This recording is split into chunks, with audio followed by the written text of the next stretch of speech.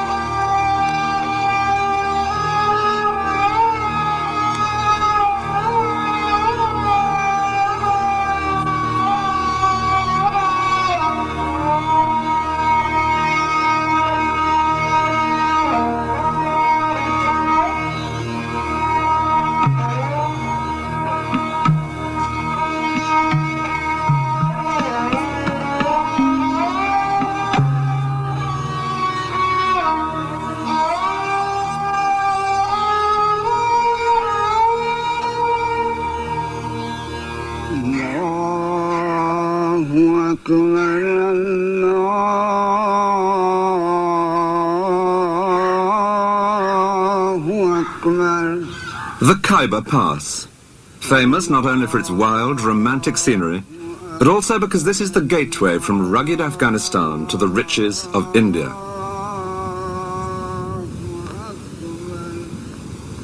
Through these mountains have come a succession of great conquerors, restless for new lands to plunder. Alexander the Great came by, so did Genghis Khan, and Tamburlaine. And if today the armed men are more local, in recent years most often the Mujahideen from Afghanistan, this remains a dangerous and exciting place, with the promise, once over the top, of India.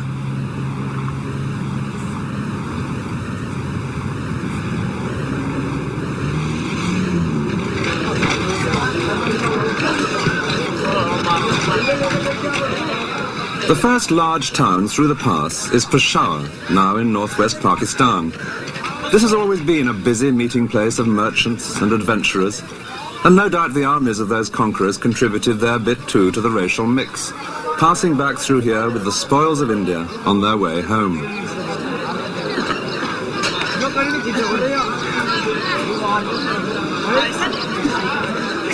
But one conqueror who came through here in the 16th century intended to stay in India. He was a buccaneer with royal blood in his veins. His name was Babur. Babur had a direct link with those earlier conquerors, being descended on one side from the leader of the Mongols, Genghis Khan, and on the other from that equally ferocious predator, Tamburlaine. But his own descendants would rule with even greater splendor. Their court in India became famous throughout the world for its lavish display, astounding the European visitors who witnessed this scene, and who would call these emperors the Great Mughals, meaning the Great Mongols. Their exquisite paintings and buildings, together with often grisly deeds of treachery, would add up to an irresistibly exotic Oriental melodrama. The family liked to imply that they ruled almost the whole world, enabling the lion to lie down with the lamb. But the early days of Babur himself had been very much humbler. His father had ruled a small kingdom to the north of Afghanistan, but he died when Babur was only 11, and his inheritance was grabbed by a stronger neighbor.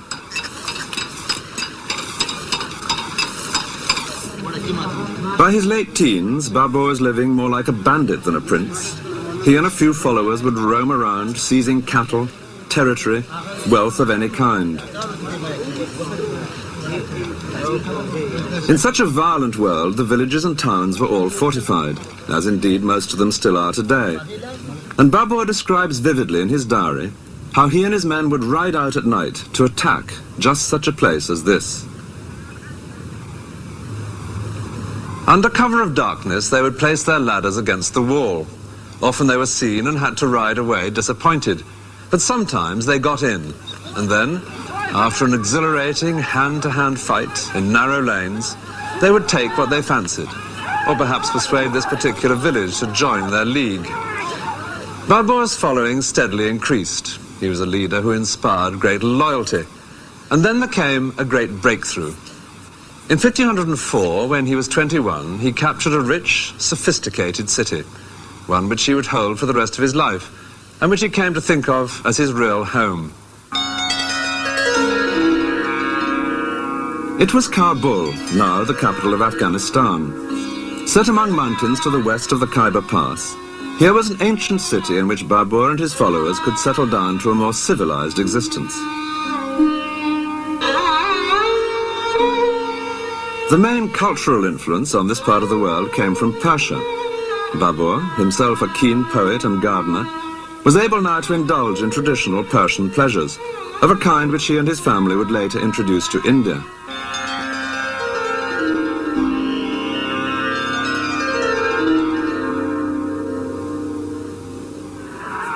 But a ruler in those days could never relax for long.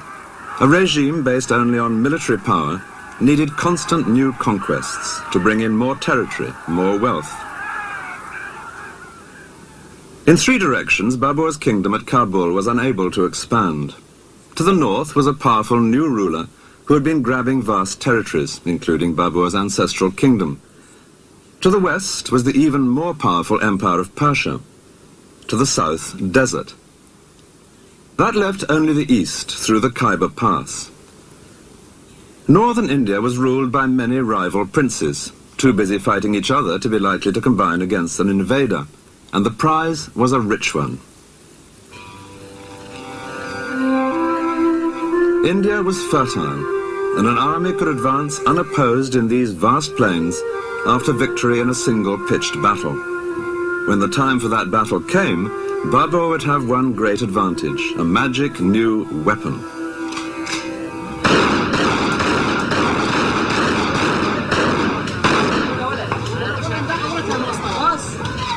In Dara, just through the Khyber Pass, firearms are the stock in trade. Everyone here is busy making them.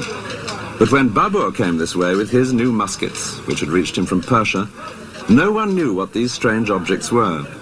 He describes tribesmen making obscene gestures at this weapon that fired no arrow, until it went off in their direction.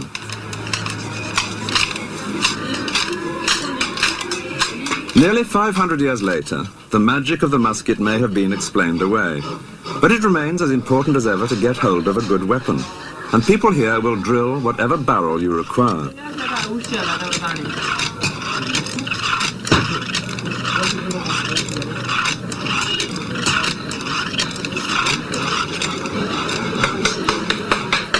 Every day, as the customers try out the wares, the valley resounds with gunfire.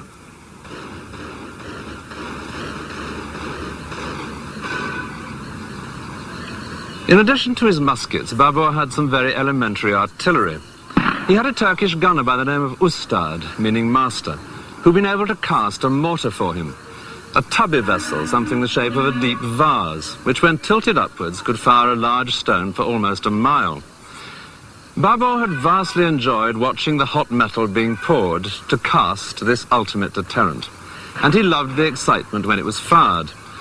The mortar could only manage 12 shots a day, so each one was something of an event, of which Babur kept himself well informed. A typical entry in his diary reads, "At the midday prayer, a person came from Ustad saying, 'The stone is ready. What is the order?' The order was, 'Fire this stone off, but keep the next till I come.'" But if the big mortar was just a wonderful toy, it was the muskets which would make the real difference. When Babur advanced into India, he would face a vast array of elephants and cavalry, a living force far greater than anything that he could match. But with his muskets, he was able to rely on a tactic which is now familiar to all of us from countless westerns. He lashed together 800 wagons with rawhide ropes, and behind this barricade, his musketeers only had to wait till the vast, glittering ranks of Indian elephants and cavalry came within range.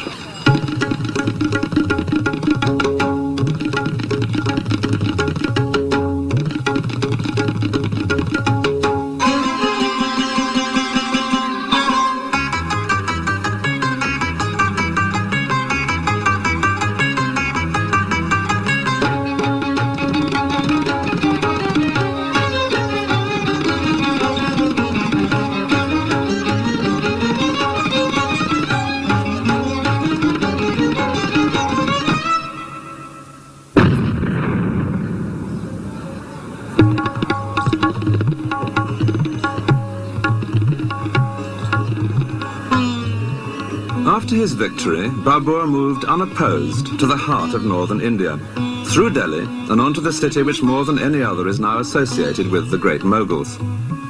All the famous buildings here in Agra were created for Babur's descendants and their families. The Taj Mahal is but one of many.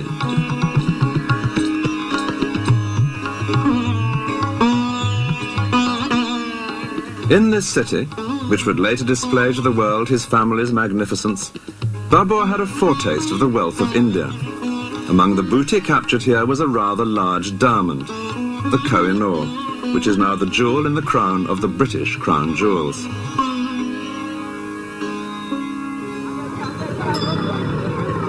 Babur was a keen observer of the world about him, and soon he was finding much to marvel at in this land which he had so rapidly conquered.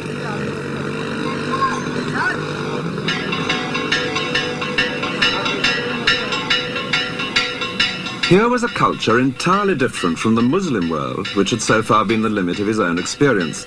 A scene of colourful and noisy ritual, and one in which women, whether in stone or in flesh, played a far more visible role, as here in a temple in Udaipur.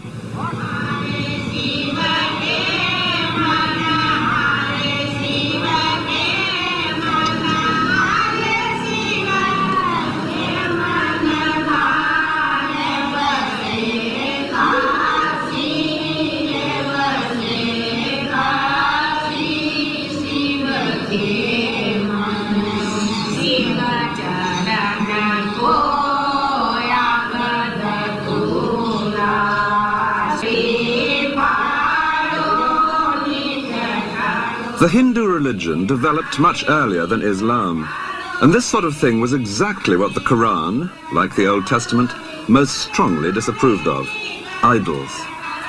But Babur was too fascinated by life to waste much time on indignation. Instead, he was soon writing a section in his diary entitled Description of India. It begins boldly. India, he notes, is extensive, full of people, and full of produce.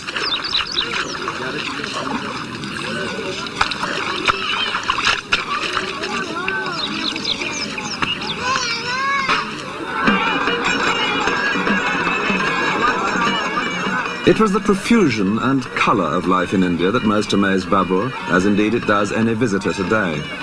And he was astonished by the number of craftsmen, though he does complain that it was impossible to get a decent pair of trousers made.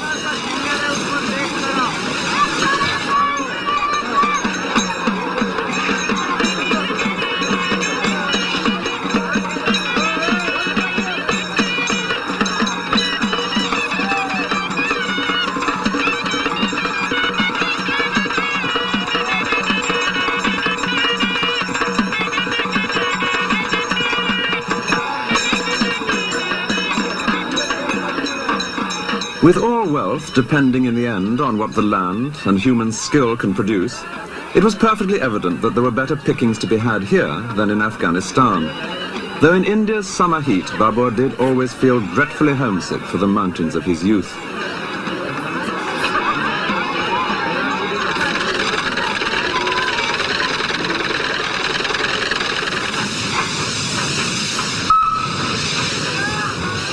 The Hindu city of Gwalior, 80 miles south of Agra, was the place where Babur noted down his impressions in great detail.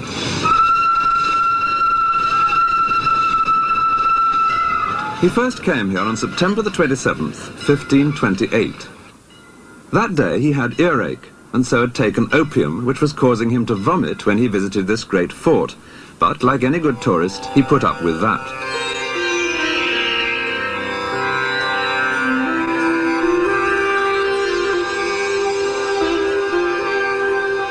The palace had been completed only 20 years earlier, and it greatly impressed Babur.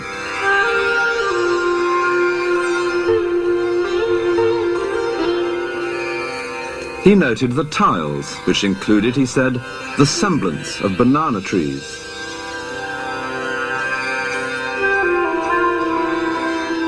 What struck him most was the work of the masons. These were, he wrote, wonderful buildings, entirely of hewn stone.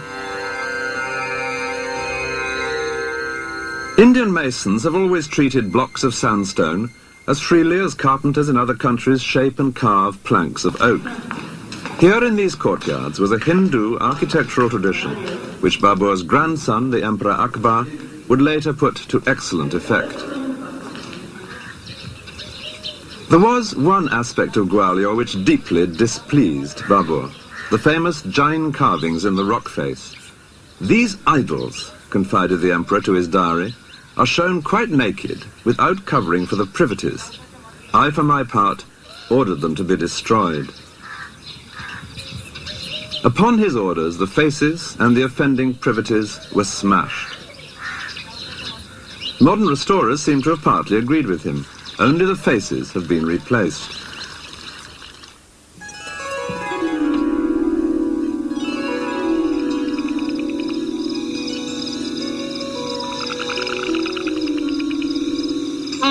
The illustrations, done later for his diary, reflect Babur's fascination with the wildlife of India, though the artists don't always seem to have studied nature as closely as he might have wished. One frequent complaint in his text is the lack in India of good, cool streams. All the Mughal emperors loved water, and where they didn't find it in nature, they set about providing it in gardens.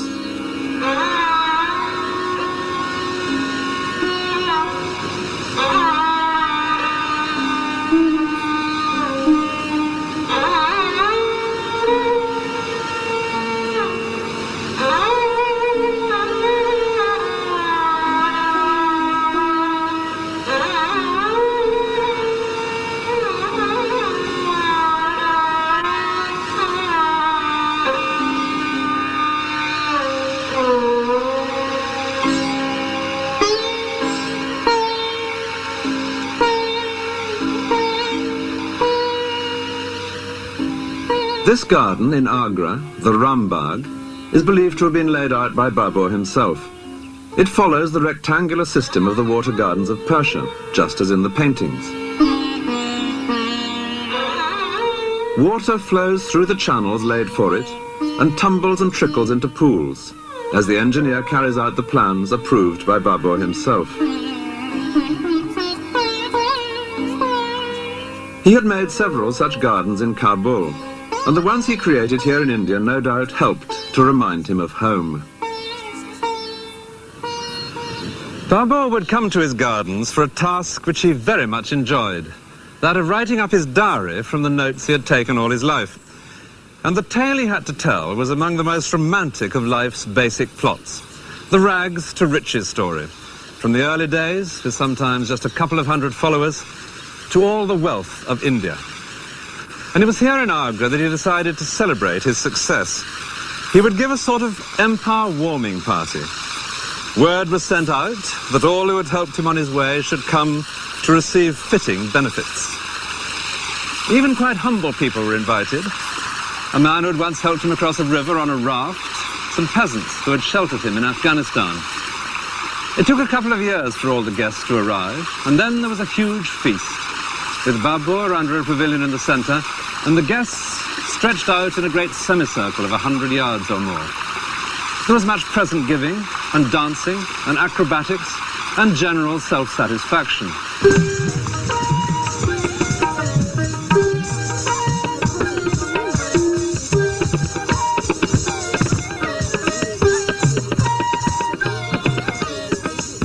In India's climate, most celebrations still take place in the open air.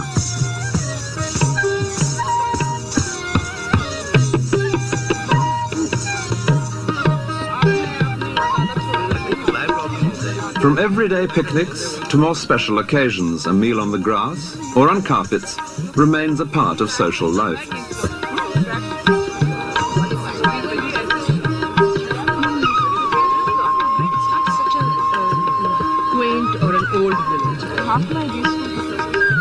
It's nearly 500 years now since Babur's great feast, but the music, the food and the clothes here today are still true to the past, though at Babur's party the only women would have been the dancing girls. But his celebrations were premature, because the new empire depended far too much on Babur himself. 2 years after the feast, he died, His had been an action-packed life. He was still only 47. And though his dynasty would later prosper, as this painting reveals, it was to be a close-run thing.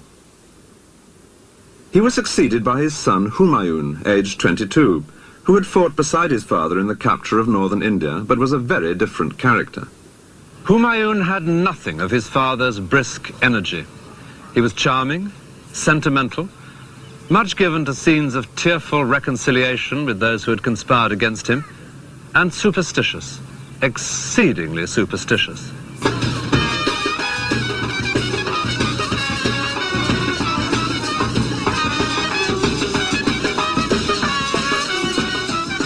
The superstition that dominated Humayun's life was one that is still an everyday feature of India. This marriage procession, a familiar sight in the streets here, couldn't possibly happen without the precise time being chosen in advance by an astrologer.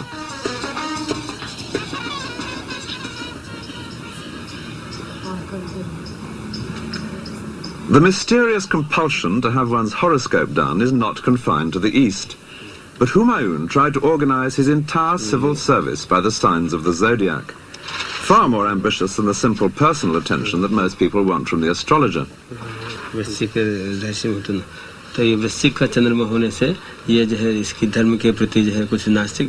Humayun's astrological civil service, the officials responsible for the earth signs naturally took charge of agriculture.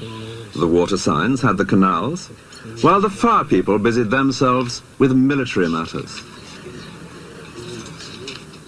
But astrology won few battles, and soon the Mughal armies were suffering some unpleasant shocks. Humayun himself had to make several humiliating departures from the battlefield, including one hurried escape across the Ganges, hanging on to an inflated goat skin. The empire, which he had inherited from his father in 1530, extended far across northern India.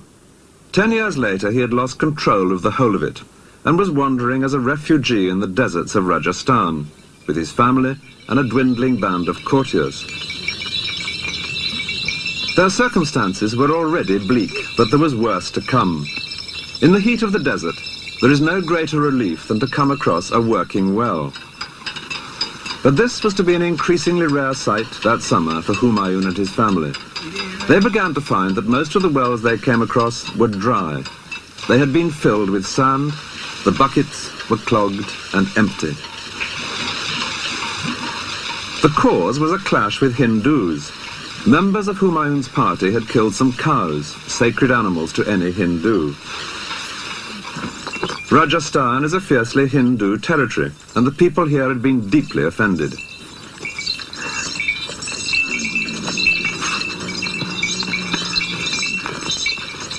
It was because of this sacrilege that the wells were being filled by followers of the ruler of Jaisalmer, one of the great desert strongholds of Rajasthan.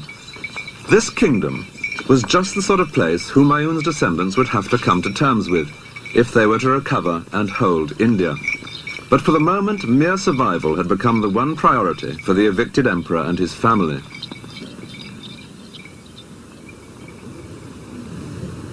They plodded hopelessly on, though one small miracle, which was often later retold with delight in family history, did seem like a good omen. A young wife of Humayun's was just 15 years old, but was also 8 months pregnant. And she now felt that famous arbitrary longing of pregnancy for one particular kind of food. In her case, a pomegranate, something impossible to come by in the desert.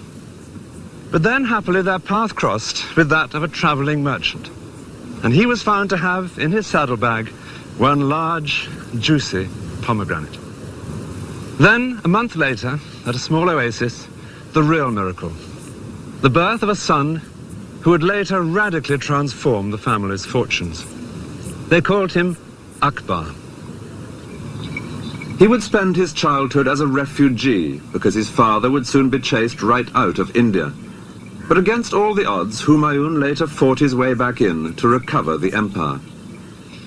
And Akbar, the child of the desert, would grow up to deserve, more than any other member of his family, that simple but resounding title, the Great Mughal.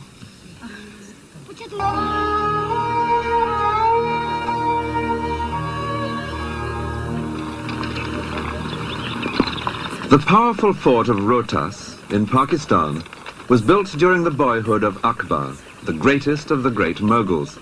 But it was built by a rival who had driven Akbar's father from India, a mere 15 years after the family had conquered the land.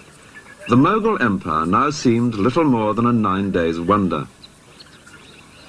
But then India fell once more into chaos, and Akbar's father managed to fight his way back past here to recover his kingdom. It was the plains of northern India which the Mughal family had conquered in 1526, and which Akbar's father, Humayun, now recovered, settling back into his capital city at Delhi.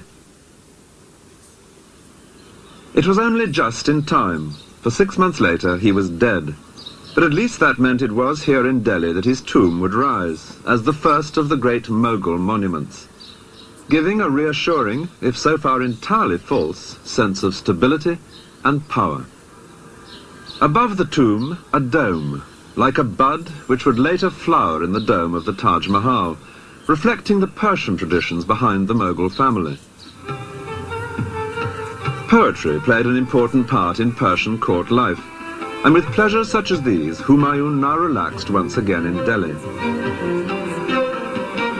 As well as reading poems, a favourite game was to improvise them, and naturally his reconquest of India was the most popular subject of all. It was into this building that Humayun now moved his precious collection of family manuscripts. This was the scene of the poetry readings, but the scene also of a disastrous accident. One day in 1556, Humayun was up here on the roof of his library. He'd been hearing the latest news from Mecca, from some pilgrims who had recently returned, and he was discussing with his astrologers the hour at which they expected Venus to rise, because he intended to hold an assembly at that propitious moment. And when that time had been agreed, he began to go down these steep stone steps. And then, something which the astrologers had evidently not foreseen. His foot was on the second step, when he heard a muezzin from the nearby mosque calling the faithful to prayer. And as Humayun turned to incline his knee in respect, he tripped in his robe and fell headlong down.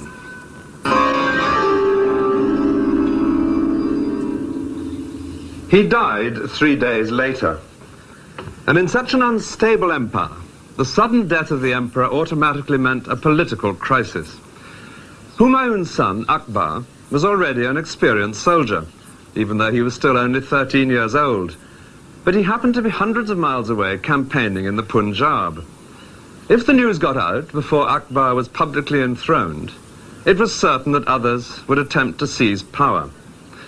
As the first rumours spread, anxious crowds gathered below the fort. So Humayun's courtiers fell back on an ancient ruse.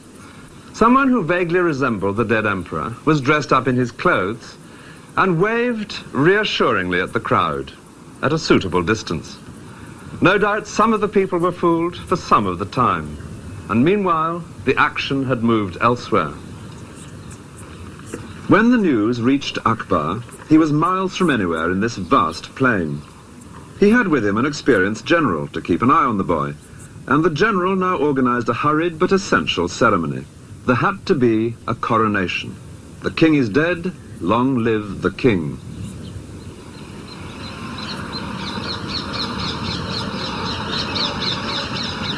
It's quite a pilgrimage now to get to the platform which commemorates that event.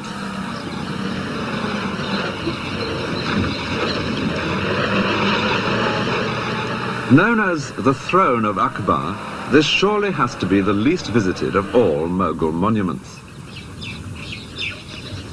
Well, here at last it is, with just some water buffaloes now standing where the courtiers did on that distant day, and a rather brutal Ministry of Works fence separating it from the surrounding countryside.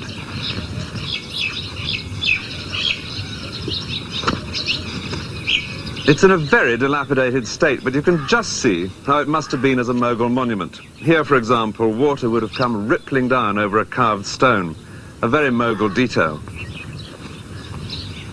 Dreary though this looks, it's a most evocative place, because that event, here in the middle of nowhere in 1556, was to be the turning point for Akbar's family, leading to more than 100 years of astonishing achievements. But on the face of it, as he sat here that day in a golden robe specially made for the occasion, the prospect was bleak. It was only to his own army grouped around him that he was emperor. Others would have different ideas. His claim to rule was not that strong. His father and his grandfather had between them notched up only 15 years ruling in India. And there were plenty of rival rulers who would now see a young boy on the throne as just the chance they'd been waiting for. As proof of that, it wasn't long after Humayun's death before a large Hindu army captured Delhi, and then moved in this direction to drive Akbar from India. In the resulting battle, the Mughals were heavily outnumbered, and if they'd lost that battle, there would have been no Mughal empire. In the event, they were saved by a stroke of luck. A chance arrow hit the Hindu general in the eye, and the sight of him, slumped so visibly on top of his elephant, caused his army to flee. On such small incidents, the tide of events can turn. By the end of the battle, the Mughals had captured nearly 1,500 elephants, and it was like that many tanks, in perfect condition and with plenty of fuel and ammunition, falling into the hands of a modern army. So Akbar and the elephants were able to march back together into Delhi, for the moment unopposed. After the victory, a tower was built using the heads of the enemy, a custom whenever the defeated were non-Muslims. Rotting by the roadside, this was not a tradition well calculated to appease the local community. The young Akbar, on the face of it, seemed unlikely to appease anything. Physical danger was what he loved. Indeed, he'd been so much the athletic schoolboy that he never even learnt to read. Yet this was the emperor, Akbar, who had come to see the problems of India with its rival communities of Muslims and Hindus in a new and very unconventional light, shocking many of his own Muslim followers in the process. The great centre of Hindu power lay to the southwest of Delhi, in the area known as Rajasthan, the land of the Rajas. Their fortresses dotted this ancient and highly colourful territory, and two in particular would be of great importance to Akbar: Chittor and Amber, which is now known as Jaipur.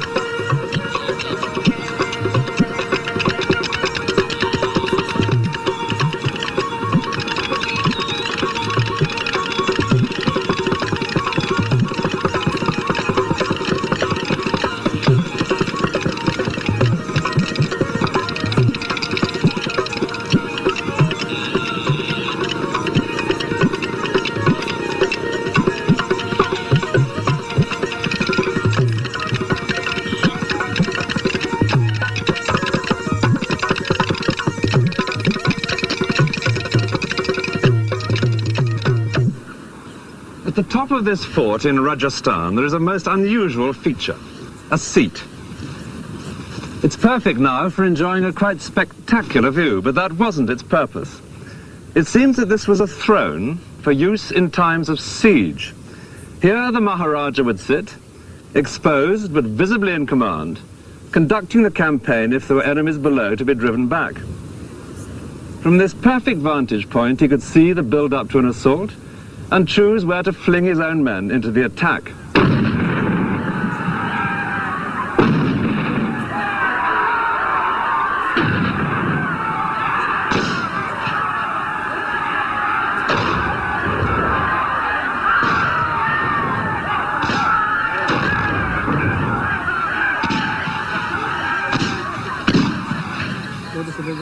The ferocity of the fighting men of Rajasthan, the famous Rajputs, was legendary.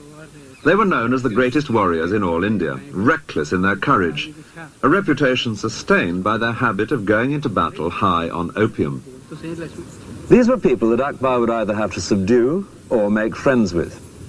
The rulers of this particular fort later became known as the Maharajas of Jaipur.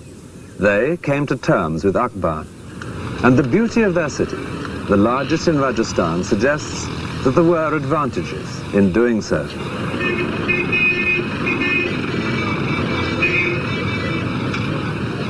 Jaipur was built as a completely new city after 2 centuries of alliance with the Mughals. It all began with a marriage. At an Indian wedding, even today, the bridegroom, with a small male relation mounted in front of him, goes on horseback to meet his bride.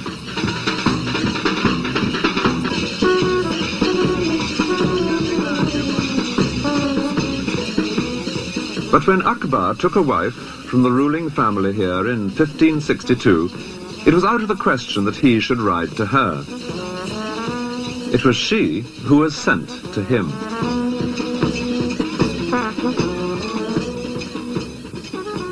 To present a bride to Akbar was a way of making an alliance, in effect like signing a treaty. And as he travelled round with his court, building up his fragile empire, he made many such arrangements. His harem contained some 5,000 women, mostly slave girls. Among his wives there were several Hindu princesses, each a token of friendship from her own family. But the first had been the bride from Jaipur, and beneath the fort there would soon appear the famous palace of Amber, the first unmistakable sign of a new prosperity. It was built some 40 years after the wedding by a Maharaja who had become Akbar's leading general. His palace has become one of the great sights of India.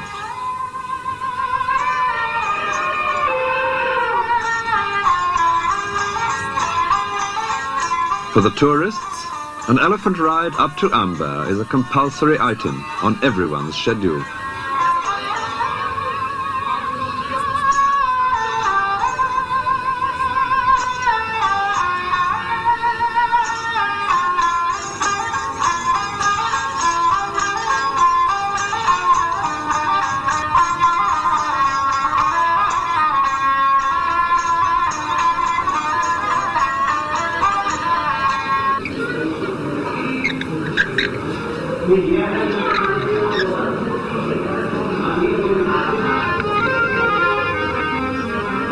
The most impressive details were naturally in the Maharaja's own quarters, with patterns of inlaid stones and fragments of mirror.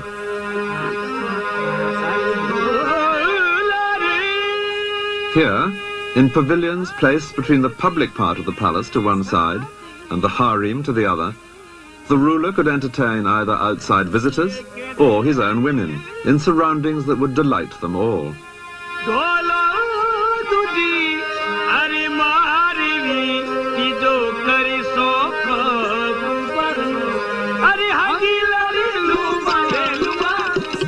A few miles away, in their new city of Jaipur, the Maharajas of Amber would build another palace.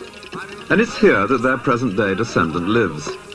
I asked him what benefits he felt there had been for either side in the family's long relationship with the Mughal emperors.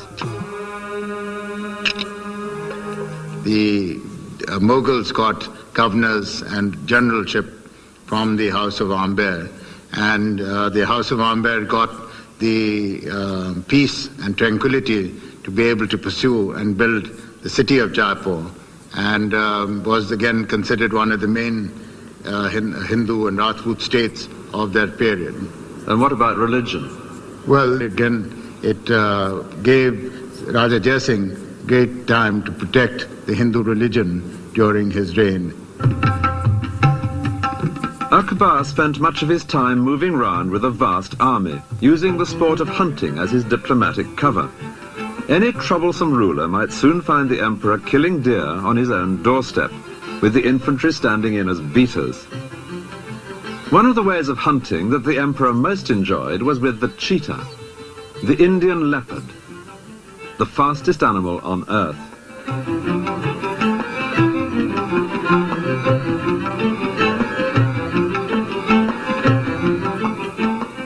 It can be unleashed for the kill like a hawk.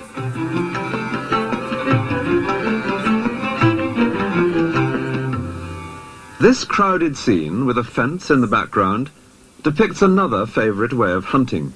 Akbar's soldiers would drive the deer in from miles around in an ever-shrinking circle. Then, as soon as the terrified animals were contained in a small enough space, the portable fence would be put up around them, and riding in with sword or lance or gun, the emperor would indulge in an orgy of killing.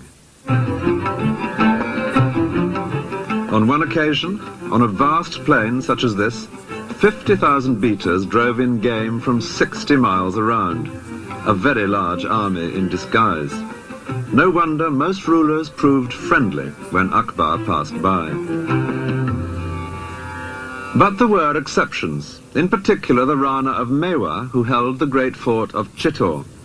As the senior prince of Rajasthan, he openly scorned the House of Amber for having given a daughter to the Mughal harem. Akbar determined that this proud knee must bend. In 1567 he arrived below the fort with his army, which included Hindu princes from Amber.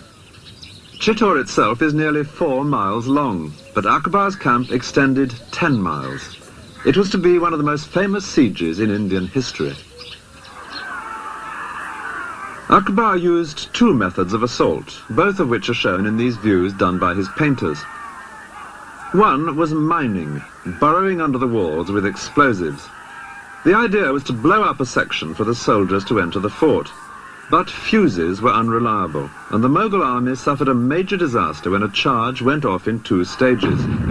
The first blew the intended hole in the wall, but the second exploded as the Mughals stormed the breach, killing several of Akbar's favourite officers. The other method was a fortified corridor, which was gradually extended until it reached the walls. From its protection, snipers, often including Akbar himself, would get closer and closer shots at the defenders. For 4 months, this daily trial of strength dragged painfully on. The siege came to a sudden end because of a single bullet. There had appeared on the ramparts on that particular day a Hindu officer, and in the way of the times, the bullet that killed him was soon credited to the gun of the emperor himself. It's true that Akbar did take an active part in the daily business of sniping at the fort, and it may well be that he did fire the lucky shot. But the significance of what had happened was not immediately appreciated in the Mughal camp, until they observed that fires were breaking out all over the fort. Then the Hindu generals in Akbar's army were able to explain to him what was happening. The man who had died must have been the prince in command of the fort, and the fires were part of a grisly but hallowed Rajput ceremony, which always took place whenever defeat seemed inevitable. यानी कि हम जब राजपूत हार जाते हैं तो भी हमारी राजपूत परिवार की स्त्रियां जोहर में जलती हैं. जोहर शब्द का मतलब The Johar, described to every visitor here, is the favourite incident in Chittor's history, a symbol of the unyielding pride of Rajasthan. For the wives of Rajput warriors, death rather than dishonour was the compulsory tradition in the face of defeat.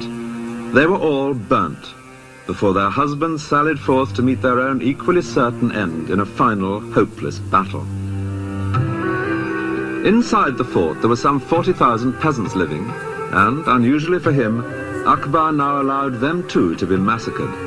Clearly this victory over the uncompromising Rana of Mewa was to be taken as an example. The city of Udaipur reveals that the Rana himself compromised in a rather different way. He had left his men to defend Chittor while he withdrew to start again here, further removed from the centres of Mughal power. An unglamorous decision, but it preserved the independence of his house, which never intermarried with the Mughals, and it gave us one of India's most beautiful cities.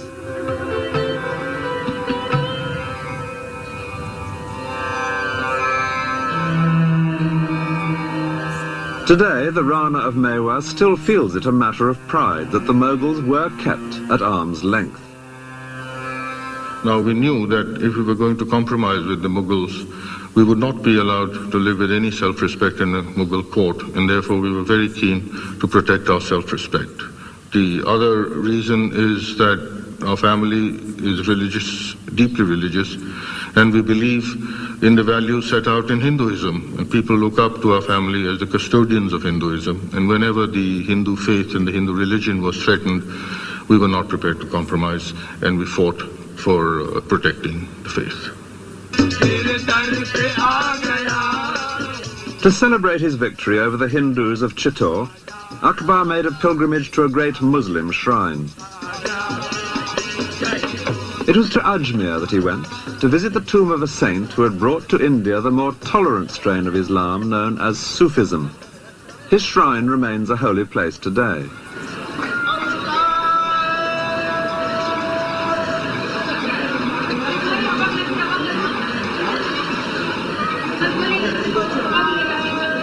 The saint here had died 3 centuries before Akbar's visit, but it was to be a living saint who had now become of great importance to the emperor. Fatehpur Sikri is on the itinerary of most visitors to India today, but in the mid-16th century it was just a minor place of pilgrimage. There was a saint living here of the same tolerant sect as the saint at Ajmer, and like other holy men, he would receive visits from those seeking comfort or advice.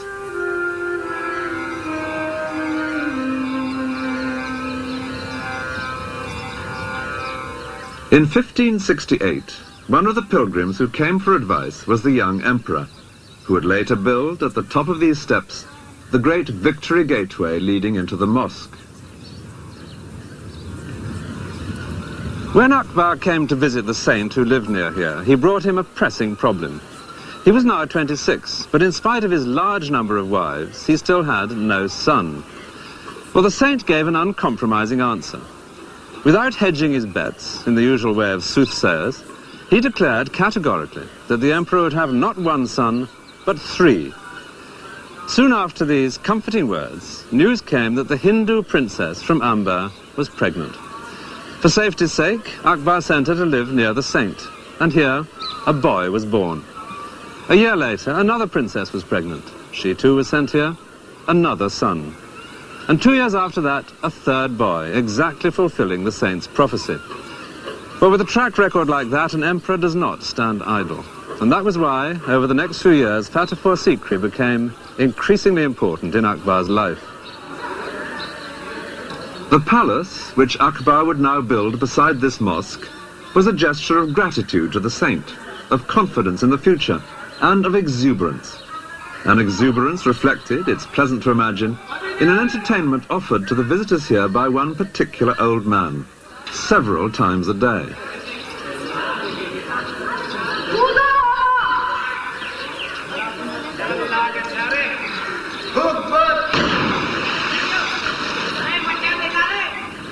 When Akbar began to build here at Fatehpur Sikri, he had been 17 years on the throne.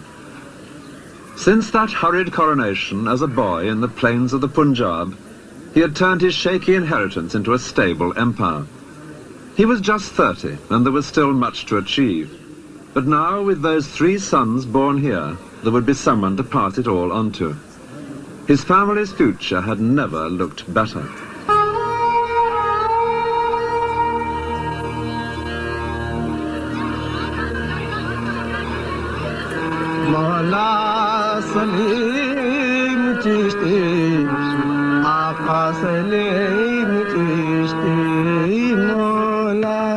The hilltop round the mosque at Fatehpur Sikri was bare in the 16th century. Then at amazing speed an extraordinary group of buildings appeared here, the heart of an empire, all bustle and business. But that lasted just 14 years, after which the place was deserted, and it's remained so ever since. This is not a ghost city, it's a ghost palace. In these courtyards, the Emperor Akbar created his own very original concept of a place where a ruler could feel really at home. Akbar decided to build here because of a local holy man, or saint, so the mosque was always central to Fatehpur Sikri.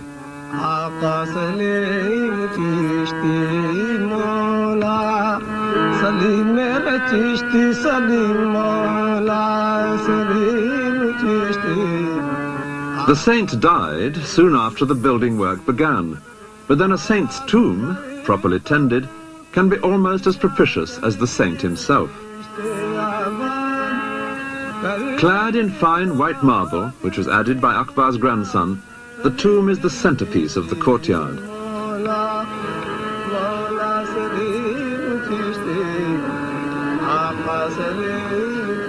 A daily custom in the shrine, out of sight behind the carved marble screens, reveals precisely why Fatehpur Sikri was built. Women tie threads to the screen. Each is a wish for a child, a reminder that when Akbar came here without an heir, the saint told him he would have 3 boys, and when he did, the builders were called in. Akbar chose a Hindu style of architecture, and no doubt most of his labourers were Hindus too. Certainly the women.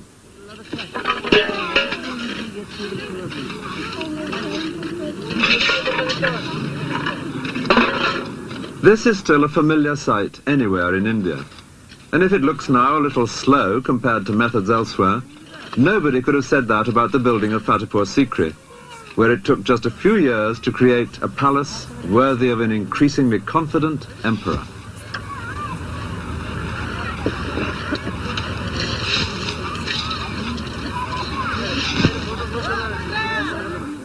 This was the area over which Akbar, at the age of 13, had inherited very shaky control. And this was the stable empire which he in his turn would hand on some 50 years later. Delhi had been his father's capital. Agra would eventually become his own.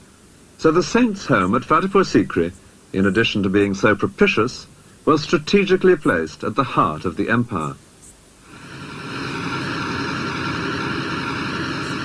A visit to Fatehpur Sikri is the best way of discovering the kind of life that went on around a Mughal emperor. Yes, coming.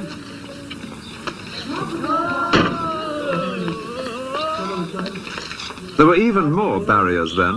From the Mughals to the British to today, there is nothing new about Indian bureaucracy.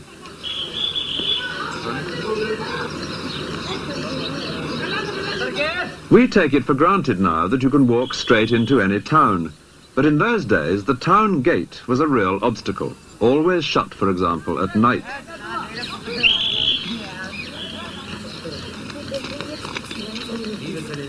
This next gate was the entrance to the palace itself. Whenever the emperor came through here, there were musicians playing for him in the room above.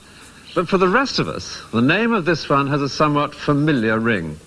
It was known as the Naubat Khane, which means roughly the house of taking one's place in the queue. Well, there's little danger of a queue today because now hardly anything comes through here except tourist buses. But then, as the remains of these shops reveals, this was a bustling commercial thoroughfare. The traders can be seen in this painting, and beyond them the next gate. For Fatehpur Sikri was a series of concentric circles. With the emperor at the center, each circle became more private, more difficult to get into. It wasn't till this courtyard that you might catch a glimpse of the emperor himself. He would appear here each morning to hold public audience from his raised throne pavilion on the far side. This is Diwan-e-Aam, the hall of public audience. Emperor used to sit in the center and both side ladies, and downside all ministers. Public used to sit there. The public consisted largely of officials who attended to hear the judgments or decisions that the emperor had made in private council. In the next courtyard stands the extraordinary building which Akbar devised for that private council. It has an interior which is no use at all to anyone except an emperor. It's a single high room with this massive pillar in the center. Down below would stand those who were going to hear the emperor's discussions, but not take part in them. Clerks, for example, recording what was said. The purpose of this great pillar is not immediately clear. In fact, it's a very high throne, as can be seen from above. The one flaw in this otherwise splendid design is that to reach his throne, the emperor had to climb some astonishingly steep stairs. But once he'd got to the top, a very different prospect, and a quite extraordinary seating arrangement. There are places to sit all round the edges, and 4 bridges to the throne in the centre. If someone needed to talk more intimately with the emperor, or to take him something of interest to look at, he would cross one of the bridges, no doubt stooping humbly as he went, which does also make it feel a lot safer, to where Akbar sat on plump and comfortable cushions. The whole arrangement seems custom-built for an egomaniac, which is exactly what it was. But then emperors and modesty have never gone hand in hand, and this does feel exceptionally good. Akbar loved in particular talking about religion, on which he was very much a free thinker, unlike his predecessors. He refused to accept that his own creed, Islam, could have a monopoly of the truth. And he enraged his experts on the Quran by making them discuss, in here, the nature of God, not just among themselves, but in argument with Hindu gurus, who would sit on the opposite side. The final straw for the orthodox Muslims was when Akbar introduced his own religion. It borrowed something from each of the others, but added one startling new element, in that Akbar himself seemed to have taken over the role of God. Close to Akbar's eccentric hall of private audience, there is a 5-story building. It stood on the borderline between the male world of Akbar's imperial responsibilities and the feminine part of the palace, the harem, which lies beyond. This is the Panch Mahal, 5-story building, summer palace for the ladies. As the guide explains, this lovely, cool palace without walls was probably used on special occasions, such as parties, by Akbar and his profusion of ladies. The women would come to it from their enclosed quarters beyond, an area into which in those days no man, except the emperor himself and male members of the family, would ever go.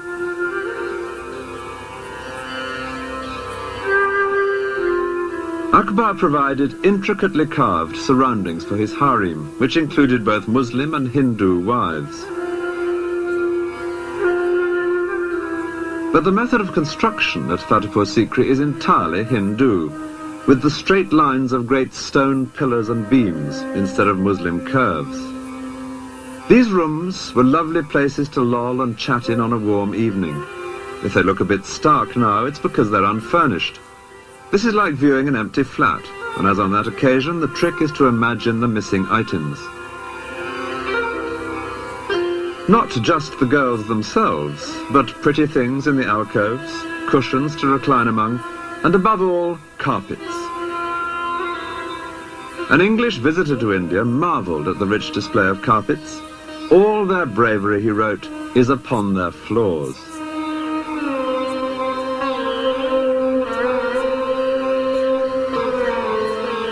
In many Indian villages, carpet making in the traditional way is still an important industry.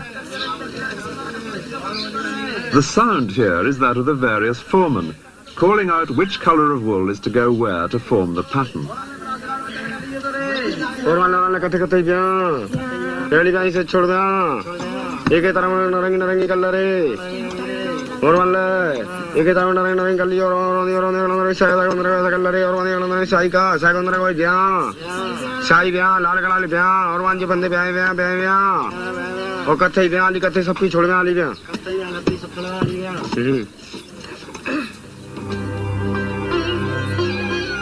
The daily life of Akbar's court is known to us in great detail thanks to one man, a fascinating character, a writer who became a close friend of the emperor.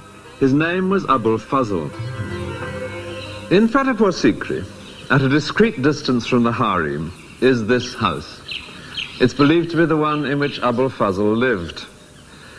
He'd come to court in his early 20s, and his great intelligence, combined with an almost unlimited willingness to lay on flattery with a trowel, both of them qualities which endeared him to Akbar, meant that he soon became, in effect, the emperor's resident intellectual.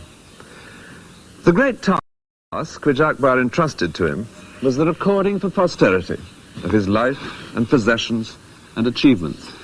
And these 3 fat volumes are less than half of what Abul Fazl wrote. Indeed, in the printed version, his work amounts to some 4,000 pages. The greater part of that is his history of Akbar's reign. And this was a project organized with a thoroughness typical of the emperor.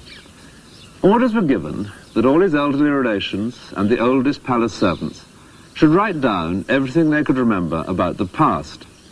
As to the present, there were now to be 2 scribes on duty every minute of the day, noting down everything that happened.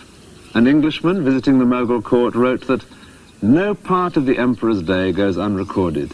No, not so much as his going to the necessary, or how often he lieth with his wives, and with whom, so that it may appear in the chronicles. Well, the chronicles were what Abul Fazl provided, and illustrating them became the most important task for Akbar's great studio of painters. In this house there lives a family of painters who have practiced their craft here for generations, for the most part producing images in the traditional styles of the past.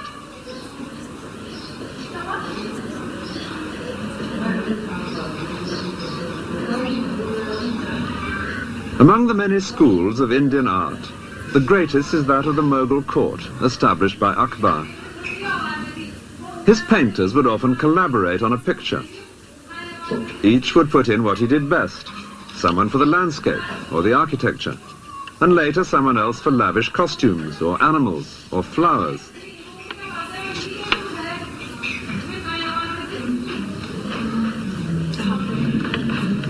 And always someone for the most skillful task of all, the faces.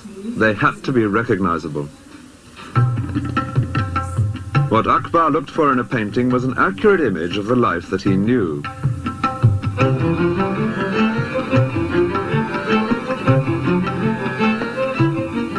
He took a keen personal interest in his painters. Pictures were regularly brought to him for his comments or approval. As a result, the work of his studio adds up to a fascinating visual archive of how things were done.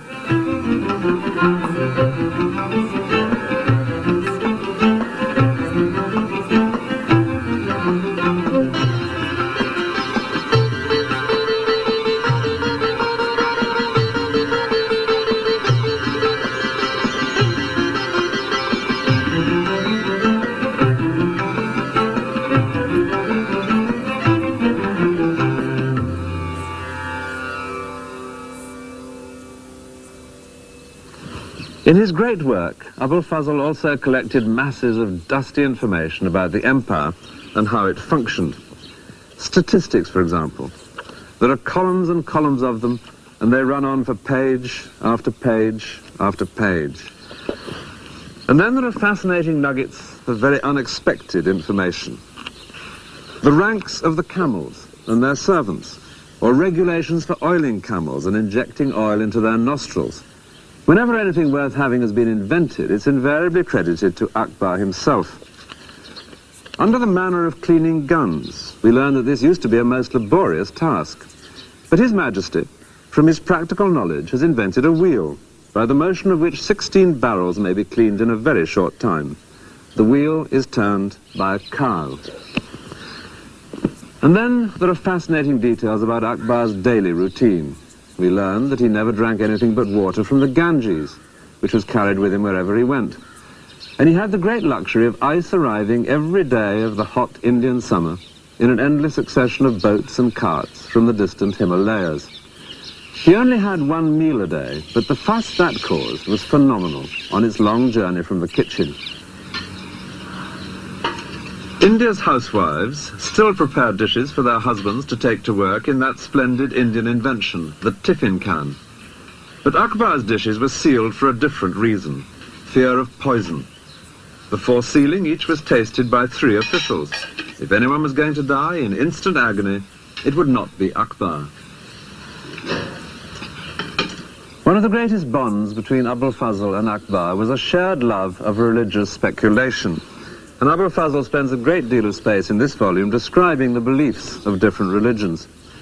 So both men were equally delighted when a third element was added to the discussions held here at Fatehpur Sikri between Muslims and Hindus. There arrived from Goa something entirely new, a couple of Jesuit missionaries.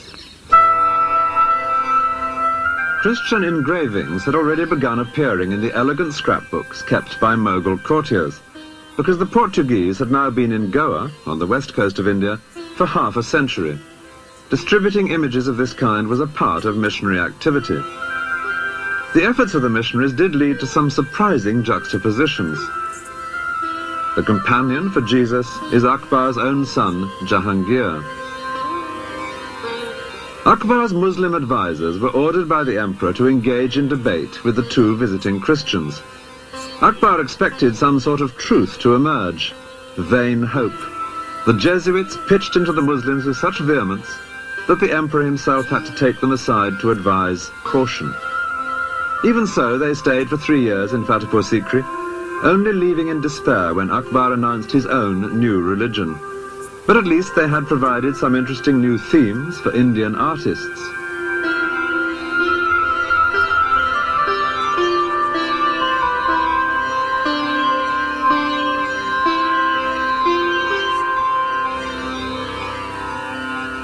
Abul Fazl is seen here presenting part of his great work to the emperor.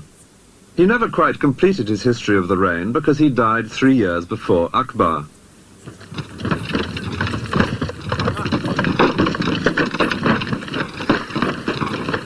This romantic place, by the name of Orcha, 100 or more miles south of Fatehpur Sikri, was where Abul Fazl met a violent death. And how the free-thinking intellectual came to this improbable end at the hands of the man who ruled here requires some explanation.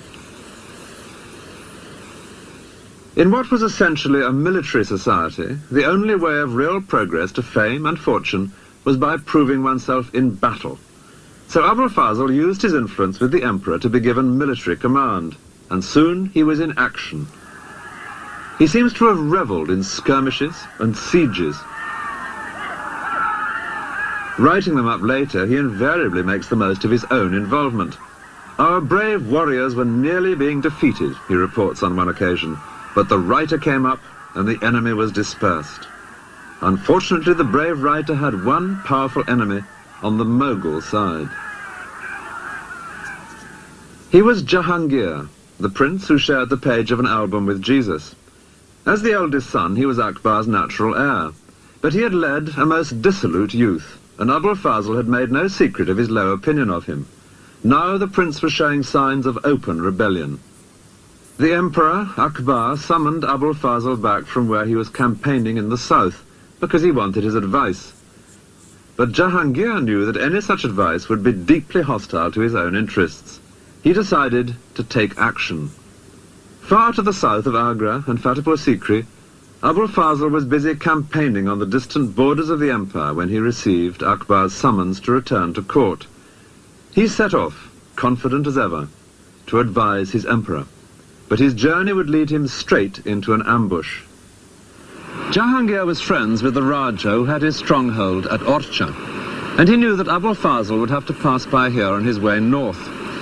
So he sent word that if the Raja would stop that sedition monger and kill him, he could expect every kindness from the prince. Abul Fazl and his small party were overwhelmed here by about 500 horsemen. He'd had advance warning of the ambush from a spy, and it seems he could have escaped. But he was playing to the hilt his new role of Mughal warrior. He fought to the death. As proofs that the deed was done, his head was sent to Jahangir. And tradition completes an unsavory tale by adding that the prince threw it into a latrine. I can't help identifying with the writer who'd worked so hard collecting facts to glorify the Mughal court. It was an unworthy end.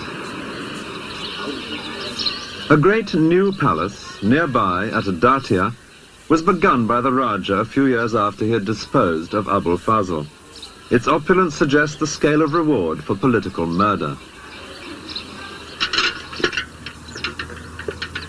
The new building was in the same style as Fatehpur Sikri, but ironically, Fatehpur Sikri itself had already been abandoned. It seems the water supply had failed, so the imperial caravanserai moved on, leaving only the ghosts of a brief 14 years of glory.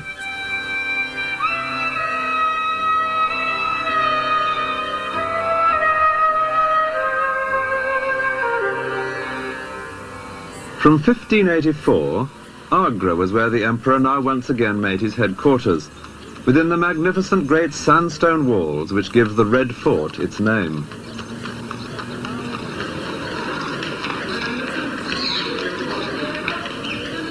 They were walls and gates which Akbar himself had built before his move to Fatehpur Sikri. The last years of his life were darkened by the question of the succession. Akbar was now in his 60s, and he had no great liking for his son Jahangir, the murderer of Abul Fazl. The rumour was that he might skip a generation. Jahangir had several sons. Was it perhaps in the old man's mind to pass the crown to one of them? Some tried to read the answer in one particular event. A favourite entertainment among the Mughals was the elephant fight, and Akbar now ordered a contest between the best elephant of Jahangir and the best elephant of Jahangir's eldest son. Many believed the result would decide which of them should inherit the crown.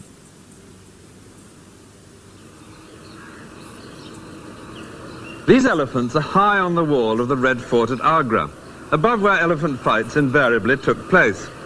Akbar sat up here watching, surrounded by courtiers, while the two elephants fought it out in the open space below. In the event, it was the elephant of his son, Jahangir, which won. A month later, Akbar died, and he did decree on his deathbed that Jahangir should succeed him. But the real person to have watched on that day of the elephant fight was a 13-year-old boy who sat up here beside his grandfather. He was a younger son of Jahangir, who had become known as Shah Jahan, and he would add a new and darker strain to his family's history. He would kill brothers, nephews, cousins on his path to the throne. After 3 generations of peaceful inheritance, the dynasty of the great Mughals was about to plunge into the most lurid of Oriental melodramas. But first, a tomb for the emperor. Akbar's monument near Agra perfectly reflects his achievement. Parts are in the Hindu style, and parts in the Muslim tradition of arches and minarets. It's a mixture in keeping with Akbar's own vision of harmony between the two communities of India, and its imposing mood does justice to the man himself. He had indeed lived up to the bold name he had been given, for Akbar, in Arabic, is the everyday word for great.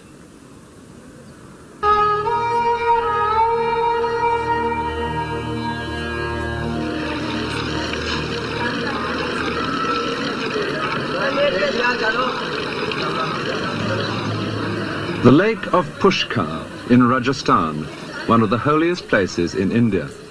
Hindu pilgrims have been coming here for more than 1,500 years.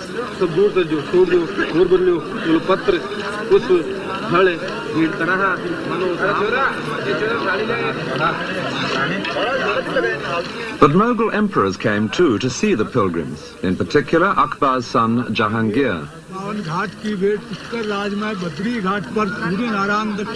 Jahangir loved to observe everything that went on in his empire, including the details of the various rituals.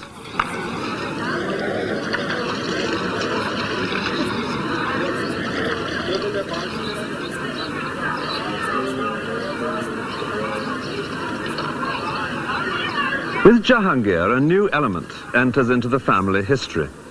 He was the first great Mughal to inherit a stable empire, which meant that he was also the first who from the start could relax and enjoy himself. That would involve throughout his life the consumption of far too much alcohol and opium, but it also meant that he could indulge a skeptical and inquiring mind. When he came here to Pushkar one day in 1615, he was told, as no doubt every visitor was, that this holy lake was bottomless. Well, the tourist is supposed to reply, "How fascinating." Not Jahangir. He called for a plumb line and sent men out in boats all over the lake. He was delighted to be able to prove that at no point was it more than 18 feet deep. But somewhere beneath these waters there are some pieces of broken stone which suggest a darker side to his character. He saw a Hindu idol which suddenly offended him. Imagine the consternation here when he had it smashed and thrown into the lake. The reign had begun with a grisly example of a sadistic streak in Jahangir. His eldest son mounted a feeble rebellion against him, and in Jahangir's reaction there was too much of macabre humour. His son's two closest accomplices were sewn up in the wet skins of a newly slaughtered ox and ass, complete with head and ears, and were then seated on donkeys to be paraded all day through the streets. It was a death sentence with a built-in element of gamble. The question was whether the heat of the sun would shrink the skins enough to suffocate the men. By the end of the day, one of the two was dead. Meanwhile, the prince himself was being forced to ride an elephant down a street lined with stakes, on each of which one of his supporters was impaled alive. The prince was later foolish enough to attempt a second rebellion, and this time his father ordered him to be blinded. He would spend the rest of his life moving round with the court as a prisoner. From time to time, Jahangir did see him, but he noted in his diary he found the prince depressing. Fortunately, this strain of cruelty was to be rare in Jahangir's reign, though at the end of it far greater family violence would break out. Before then, though, there were to be 20 years of peace and prosperity, during which the arts of Mughal India would flourish as never before. Akbar had set up the imperial studio of painters, but under Jahangir they would excel in images of often outrageous political bravado. Here Jahangir embraces his great enemy, the Shah of Persia, but meanwhile the Mughal lion has nudged the Persian lamb right into the Mediterranean. Jahangir loved watching animals and birds and would note their habits in minute detail in his diary.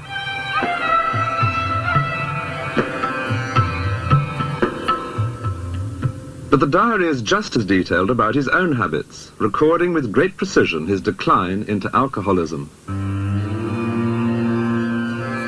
From wine he turned to spirits, and then to double distilled spirits. He was drinking 20 cups a day at one period, with a dose of opium as well, and he was at no pains to conceal this alarming fact.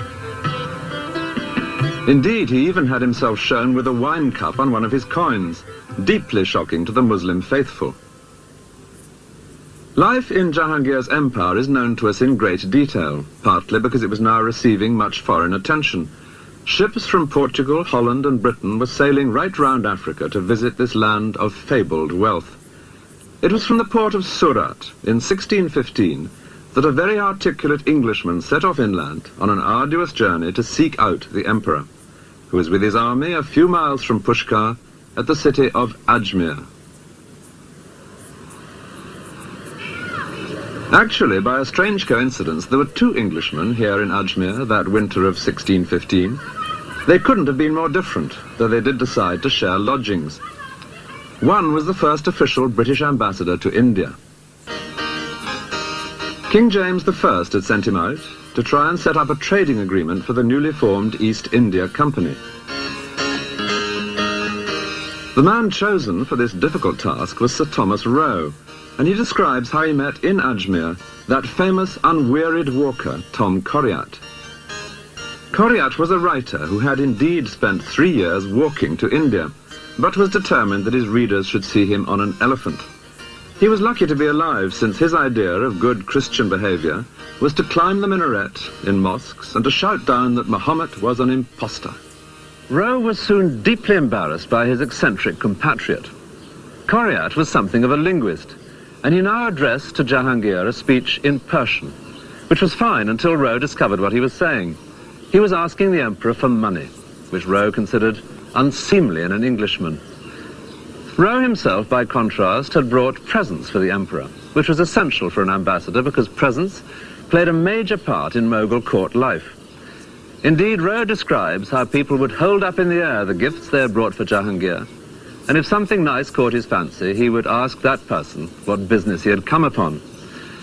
Unfortunately, Rowe's presents, which had been provided by the East India Company, turned out, when they were unpacked, to be mouldy, which provoked a very sharp letter home. Even so, he did make progress at court, and soon he was invited to one of Jahangir's evening parties.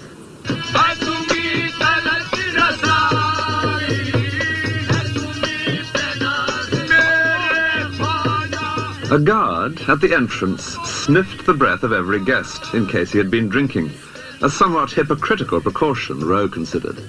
And indeed, serious discussion of British trade did turn out to be quite impossible. The Emperor was, in Rowe's words, too drowsy with the fumes of Bacchus.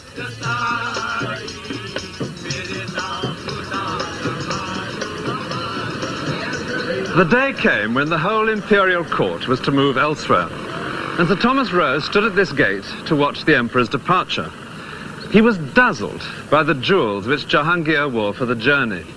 A huge ruby and emerald and diamond in his turban, 3 great double chains of pearls round his neck, diamond bracelets at wrists and elbows, and a ring on every finger.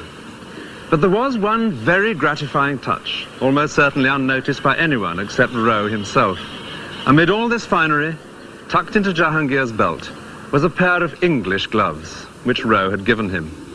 And then, even better, there passed by Jahangir's chief wife, entirely concealed from sight in a closed English carriage, which Rowe had brought out in parts to be assembled here. There was still hope, he thought to himself, as he took his place in the endless procession of carts and animals and riders, which he calculated must take 12 hours to pass any single spot on the road.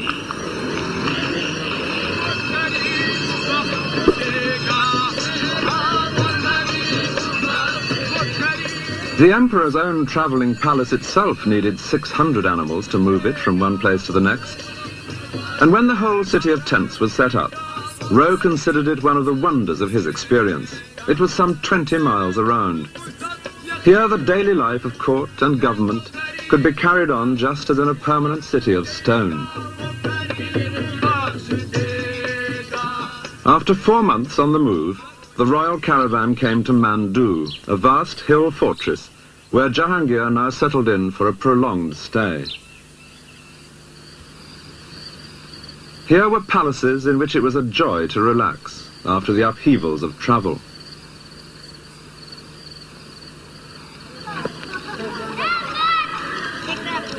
Mandu had been brought within the empire by Jahangir's father, but there had been Muslim rulers here long before the Mughals came to India. Jahangir was particularly impressed by the superb mosque which they had built in the 15th century. Today, in its corridor of arches, the sound is no longer that of prayers. It is the conversation of bats.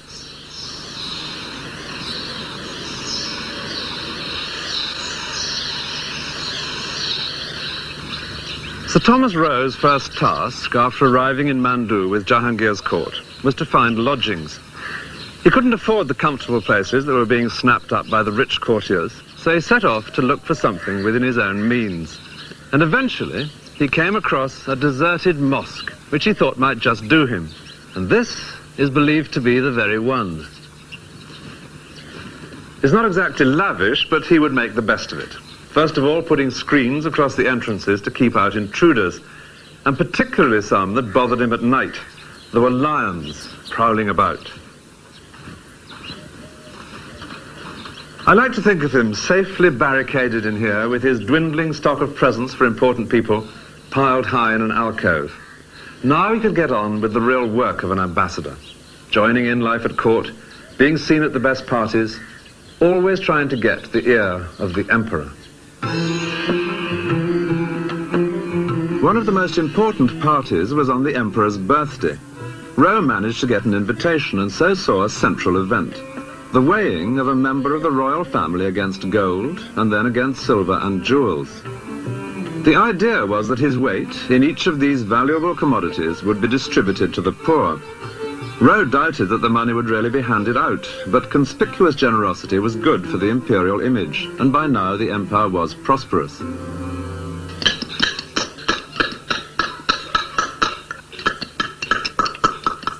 Nearly all rulers bring prosperity to the masons as they build palaces for themselves or temples to God.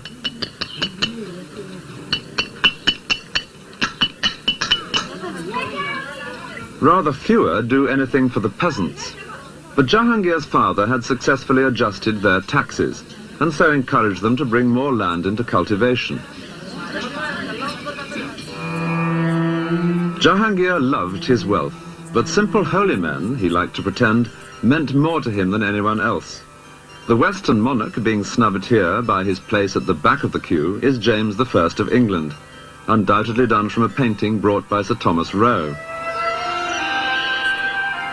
Maybe Roe also got himself invited to a famous party that summer at Mandu, when candles were floated on tiny boats, an idea suggested by the ladies of the harem. They would have watched unseen, hidden from the sight of the male guests.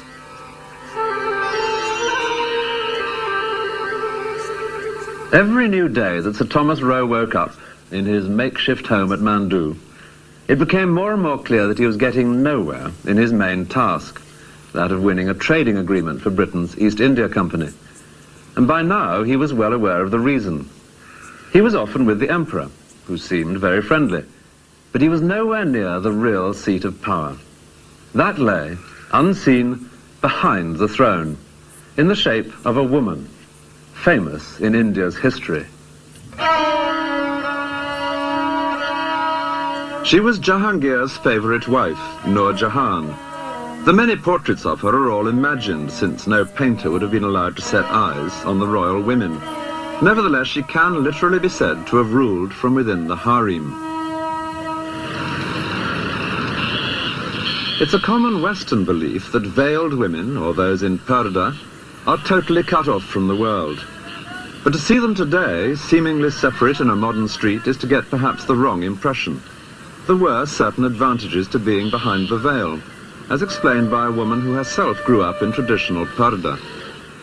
Conducting business face-to-face is not necessarily advantageous to both parties. And I feel that the woman in Parda had a very special advantage because she was sitting inside, whereas the person she was dealing with, whether it was a businessman, whether it was a property seller, a landlord, whomsoever, was sitting outside. Now he, of course, couldn't see her. And from his point of view, it was like what a modern telephone conversation is, so that you cannot observe the expressions or you cannot see what the other person is actually feeling. Whereas from the woman's point of view, she could observe everything about him.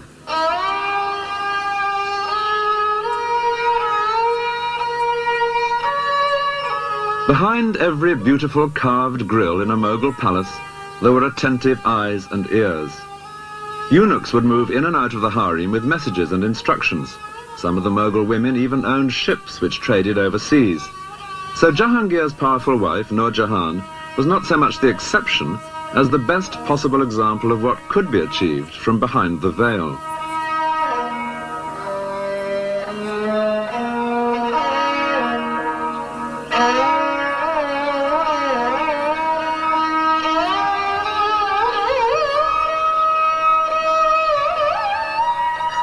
In a garden by the river at Agra, there is an exquisite building which is solid evidence of Nur Jahan's power and wealth.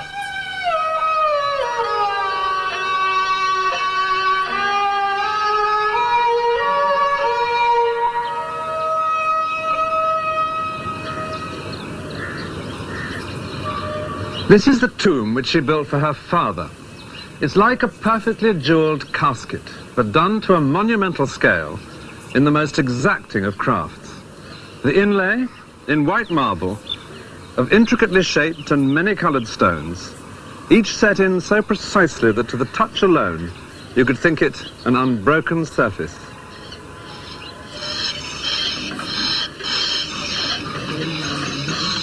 Using tools which owe nothing to the 20th century, craftsmen in Agra still lay delicate patterns of stone in marble.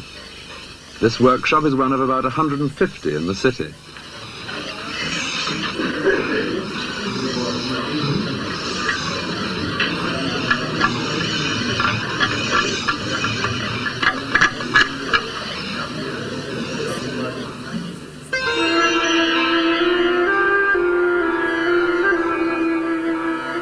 The Taj Mahal, which at a distance looks pure white, is decorated all over with this kind of inlay on a massive scale.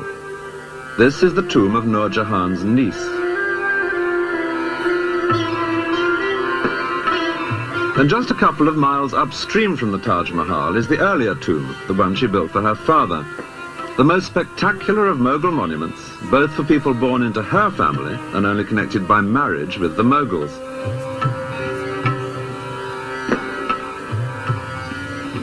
The way in which Nur Jahan's family had achieved this position makes a fascinating story.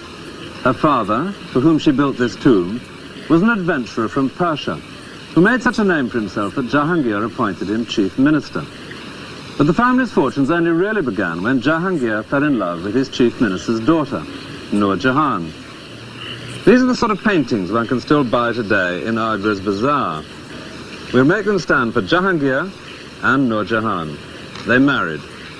And when her father died, Jahangir appointed in his place, as chief minister, her brother. So already, they had things well buttoned up. The sister, behind the scenes, the brother in the council chamber. There was one very powerful member of the royal family, Jahangir's favourite son, the headstrong Shah Jahan. And they had a plan for him too. The brother had a beautiful daughter, surely the perfect bride for the prince. History would come to know her as Mumtaz Mahal, the favourite one of the palace, the beloved bride for whom Shah Jahan would later build the Taj Mahal. But now this block of power on her brother's side began to distress Nur Jahan, and she hatched a new plot. She had a daughter by a previous marriage, and she now made a favourite of an insignificant son of Jahangir's, someone she could easily dominate, and she arranged for these two to marry, thus balancing the board. One of these two princes would inherit the throne, so it was now certain that one granddaughter of the Persian adventurer must become empress. But which? Time would tell, and probably soon, because Jahangir was by now increasingly decrepit. The wild card in this pack was Jahangir's favourite son, Shah Jahan. It was he in this scene being weighed against gold. But the favours suddenly ceased when Nur Jahan turned against him, and he in retaliation was soon in open rebellion against his father and his stepmother, keeping always on the move to avoid the armies which Nur Jahan now sent out against him.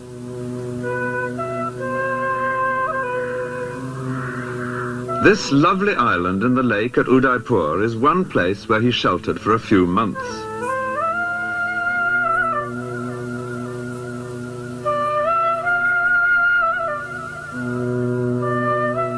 Here, to the south of the empire, he was far enough away to be safe. Yet it was also important to be within striking distance when his father died. And to add to Shah Jahan's difficulties, Jahangir was now spending more and more of his time in the extreme north. Kashmir, he had discovered, was good for his asthma, with its lakes and its cool mountain air. In the last years of his life, Jahangir came here every summer.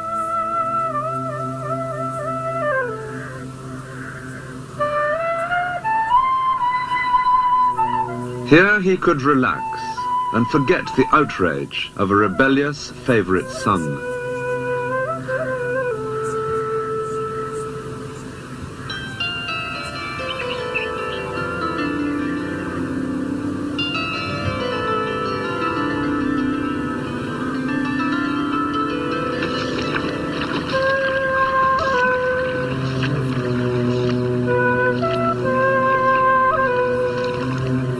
And in Kashmir, in 1627, he died. His life, devoted largely to his own pleasure, had strangely brought his empire peace and prosperity. His death would unleash the violence beneath the surface. Lahore was where they took Jahangir's body for burial. A few miles to the north of the great mosque, there now stand his tomb and those of the brother and sister who had opposing ideas as to who should succeed him. The tomb of Nur Jahan lies today right up beside a railway line.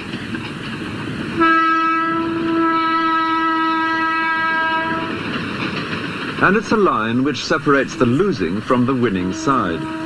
Beyond the tracks is the tomb of her brother, Asaf Khan, and it is he who lies close to the tomb of Jahangir himself, for it was his side of the family which won in the fight for the succession. In this final struggle, Nur Jahan's position as a woman, ruling from inside the harem, did at last prove a crippling disadvantage. Her brother was able to rally the other noblemen at court, all of them soldiers like himself, to support his son-in-law, Shah Jahan. And he could seal his sister off in the harem, blocking her chain of command to the outside world. Shah Jahan himself was miles away, far to the south of Agra. But here in Lahore, Asaf Khan now declared him emperor. Eventually, a message of warm approval was received from Shah Jahan, and in it he said that it might be a wise precaution if his male relations were to be, in his delicate phrase, sent out of this world. Asaf Khan took the hint and killed not only the rival prince, Nur Jahan's son-in-law, but 2 nephews and 2 cousins of the new emperor. It was the first time there'd been murders within the imperial family. But Shah Jahan's cruel example was to be often quoted and ruthlessly imitated by his descendants. Meanwhile, Nur Jahan herself was left unmolested, no doubt because everyone knew she was at last powerless and harmless. Shah Jahan gave her a handsome pension, and she busied herself with the second great tomb she had created. It's less delicate than the jewel of a tomb she built for her father in Agra, except where it really matters, inside.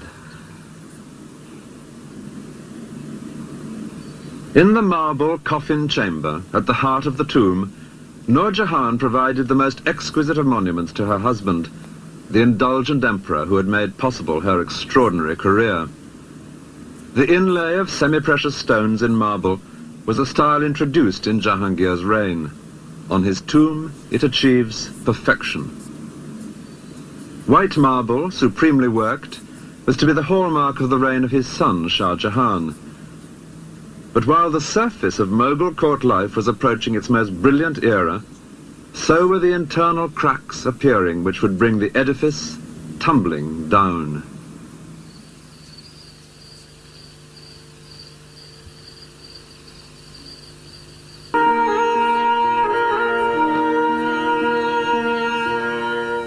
The Taj Mahal is famous not only for its unrivaled beauty, but because it has at its heart a love story. The love of the Emperor Shah Jahan for his wife, Mumtaz Mahal.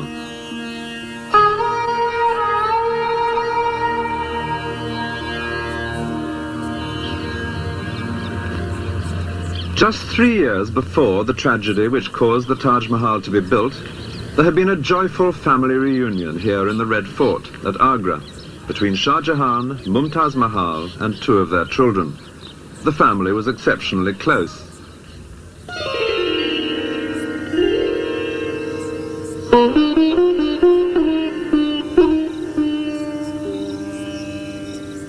This island in the lake at Udaipur, 400 miles southwest of Agra, is the best place to imagine Shah Jahan with his young family.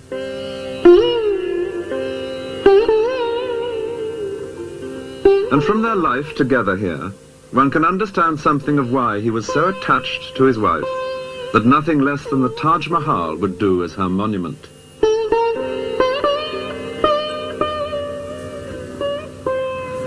For the last few years of his father's reign, Shah Jahan had been in open rebellion against him, constantly moving about to avoid capture.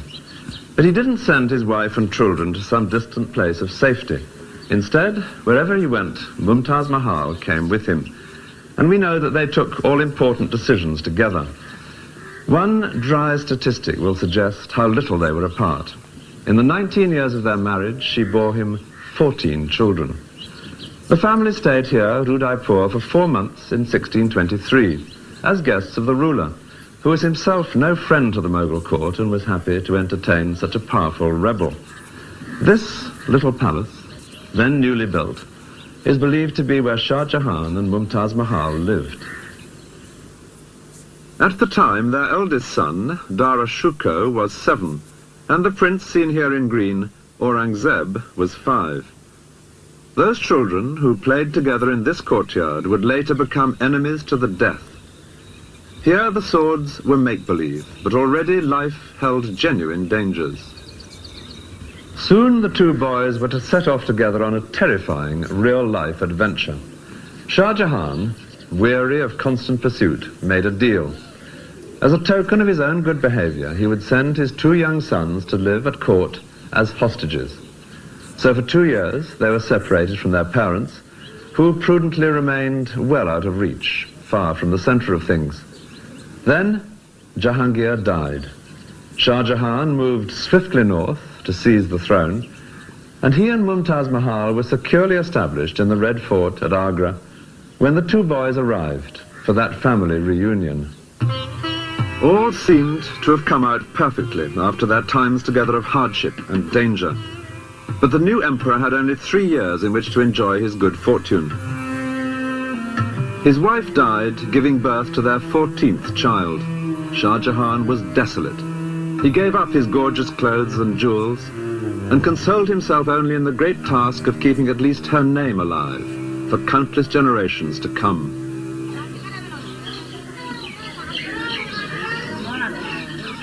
The phrase Taj Mahal, which has ever since echoed round the world, is just his wife's own name abbreviated, Mumtaz Mahal. It means the favorite of the palace.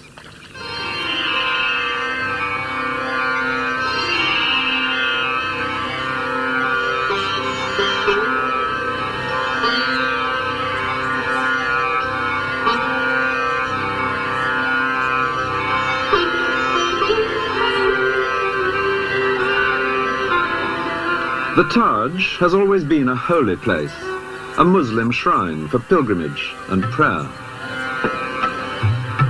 But it is also a place of pride and affection for all the people of India, the best possible choice for an outing with all its attendant pleasures.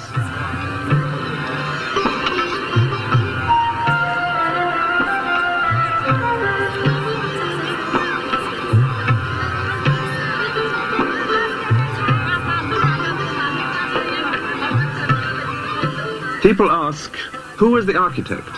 Apparently no one. It seems that Shah Jahan and his masons together devised this final perfect flowering of the architectural traditions of Persia and of Muslim India.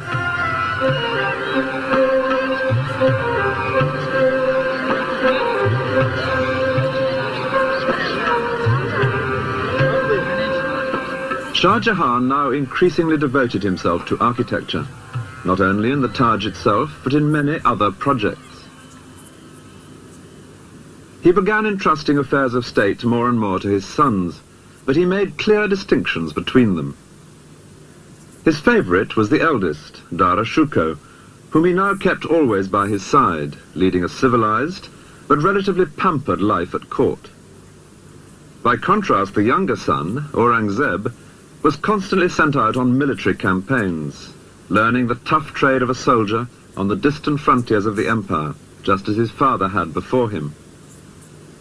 The Mughal Empire had by now long been secure throughout the great plain of North India, within its natural boundaries of mountains and sea. A grand trunk road through this fertile plain was the backbone of the empire, and it was on the great cities along this route, Lahore, Delhi, Agra, that Shah Jahan now concentrated his energies. The famous painted lorries of Pakistan reveal that this is the northwest end of the Grand Trunk Road, and it was here in Lahore that Shah Jahan now built one of the greatest of Mughal gardens.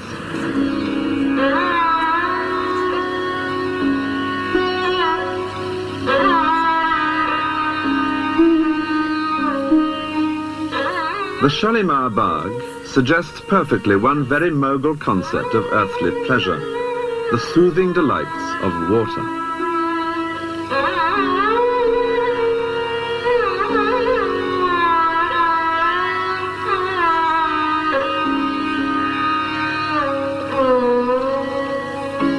Like Delhi and Agra, Lahore has its Mughal fort.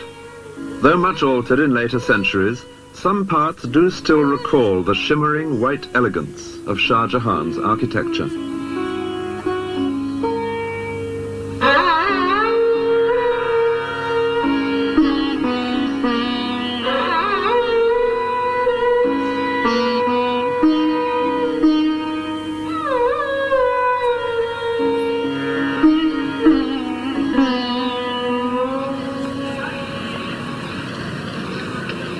In Delhi, the next important place moving southwest along the Grand Trunk Road, Shah Jahan created from scratch a bustling city as well as a fort. He had decided to move his capital here from Agra. What is now known as Old Delhi was in his time a completely new town. The main street, Chandni Chowk, leads straight towards the Lahore gate of the fort, known like its older counterpart in Agra as the Red Fort. Shah Jahan's own apartments, all built at the same time, perch on the walls on the other, quieter side. And naturally, there had to be a mosque. 3.5 centuries ago, the muezzin first called the faithful to prayer in Shah Jahan's new Jama Masjid, or Friday Mosque. Just as today, except that loudspeakers now give his chant an eerily electronic quality.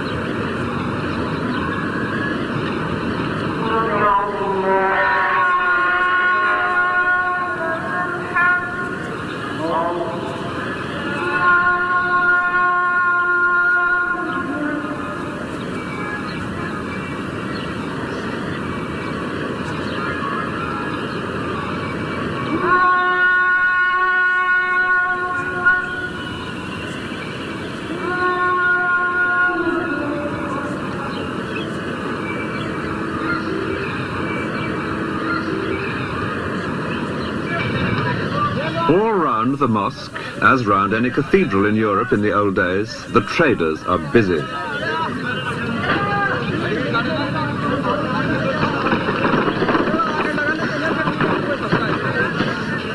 This is the market for cereals and spices. There's no space here for four-legged beasts of burden.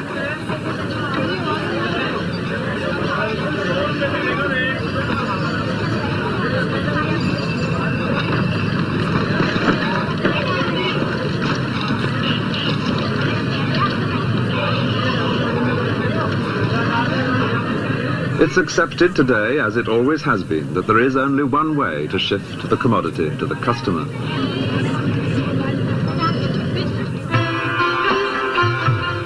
At Agra, too, the Red Fort had much benefited from Shah Jahan's passion for architecture. Within the red sandstone walls built by his grandfather, he had added his own characteristic white marble mosque and pavilions. And because the fort here has been less altered than in Delhi, this is the best place to imagine the emperor's daily life. From his private quarters here, looking east, the sun rises behind the Taj Mahal.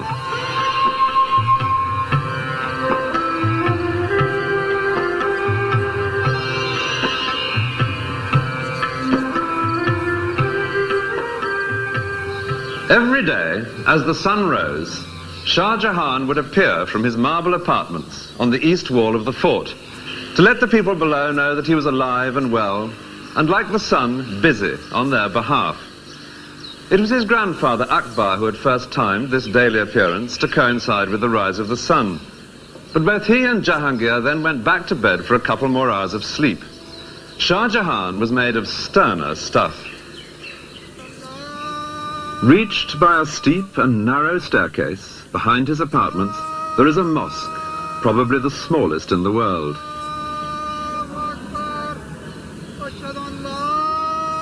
Here, answering the muezzin's call an hour before dawn, Shah Jahan had begun his day with a session of private prayer in this very private mosque. It's also made of marble because Shah Jahan was one of the greatest Mughal emperors. Meanwhile, his superb hall of public audience was filling up with those who had any business that day with the emperor. Here, a little before 8, to the sound of hidden drums and trumpets, he would appear in his throne alcove, seated on his famous peacock throne. And the Emperor Shah Jahan used to ride a peacock throne, which was made of diamonds and jewels. It was later on was taken by Nadir Shah to Iran. This is one of the most spacious buildings. Here nobles and ministers, they stood for the judgment of the king, and they were provided golden and silver sticks, like your shooting sticks, to hang on if they felt tired. The servants whisking flies from the imperial presents stood on the heads of 2 golden elephants. And the business conducted here was as formal as this picture suggests. Behind the hall of public audience is a courtyard, to which in those days only a few trusted ministers and servants would be admitted. Here Shah Jahan would retire after his public appearance to carry on with the real business of state, in the equivalent of a cabinet meeting.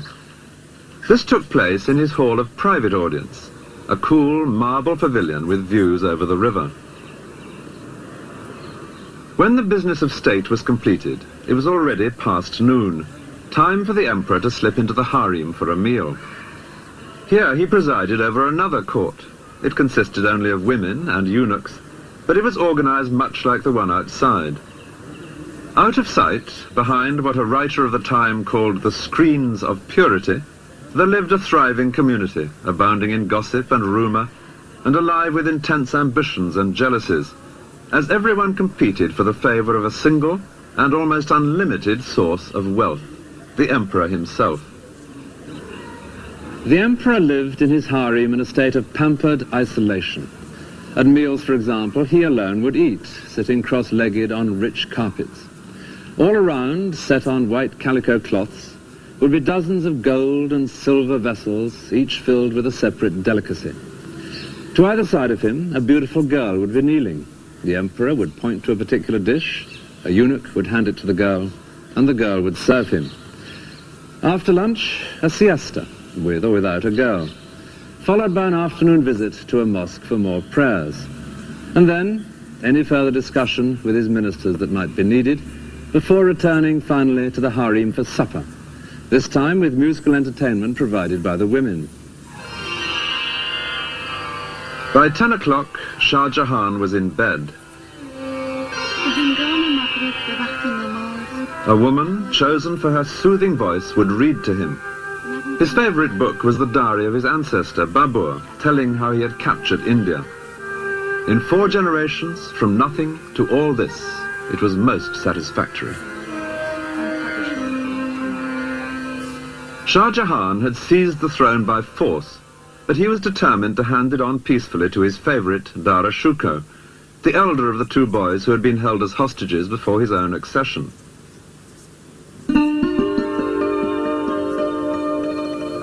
These beautiful paintings are from an album which Dara Shuko gave to his bride when he was 25, and they are typical of the man. He loved the arts and literature. Indeed, he had become by now one of the most civilized members of his dynasty.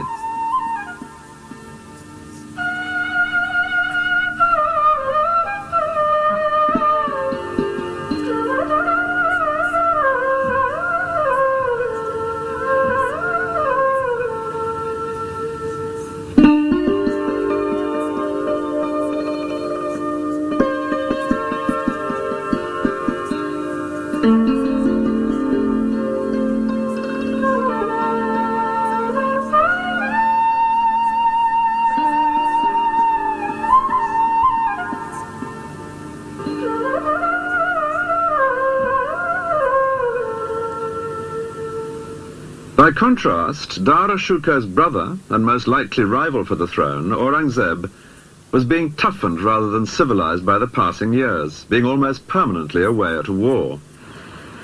Orcha was where Aurangzeb's military skills were first revealed. The Raja here was unruly, so Shah Jahan sent Aurangzeb, still only 16, to reassert imperial authority. He did so, and entertained his father in the Raja's own palace. Father and son now perpetrated an outrage which was a major change of policy. They demolished the local Hindu temples. The young Aurangzeb was beginning in the way he meant to continue. Soon he was adding spectacular further conquests. Even the great southern city of Hyderabad would eventually fall to him. It was famous then, as it is now, for its jewels.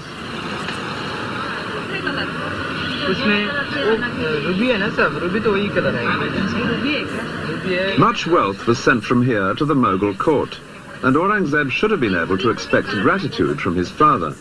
Instead, his capture of this city only revealed the obstacles that were now being put in his way. Garnet is darker than this.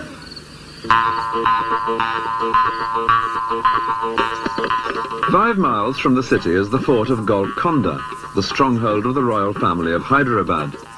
It was here, to escape from Aurangzeb, that they now retreated.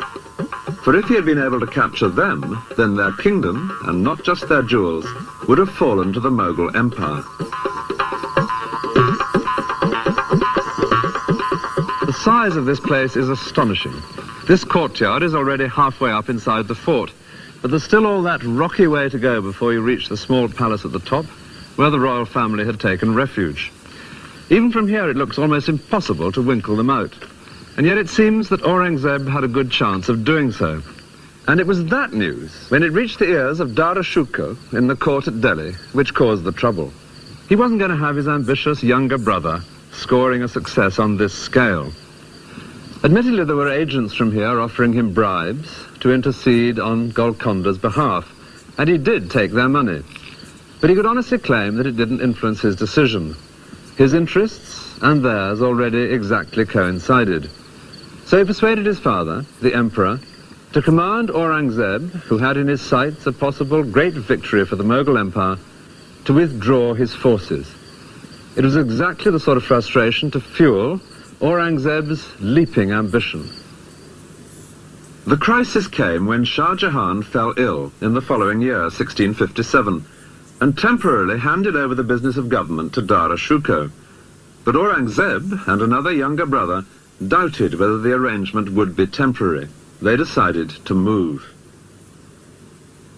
Dara Shikoh was at the center of the empire in Delhi. The younger brother, Murad Bakhsh, was campaigning in the southwest. He now proclaimed himself emperor and set off north with his army. Aurangzeb, further south, was more canny. No mention of being emperor. He merely said he would help his brother to free his father from the treacherous Dara Shikoh.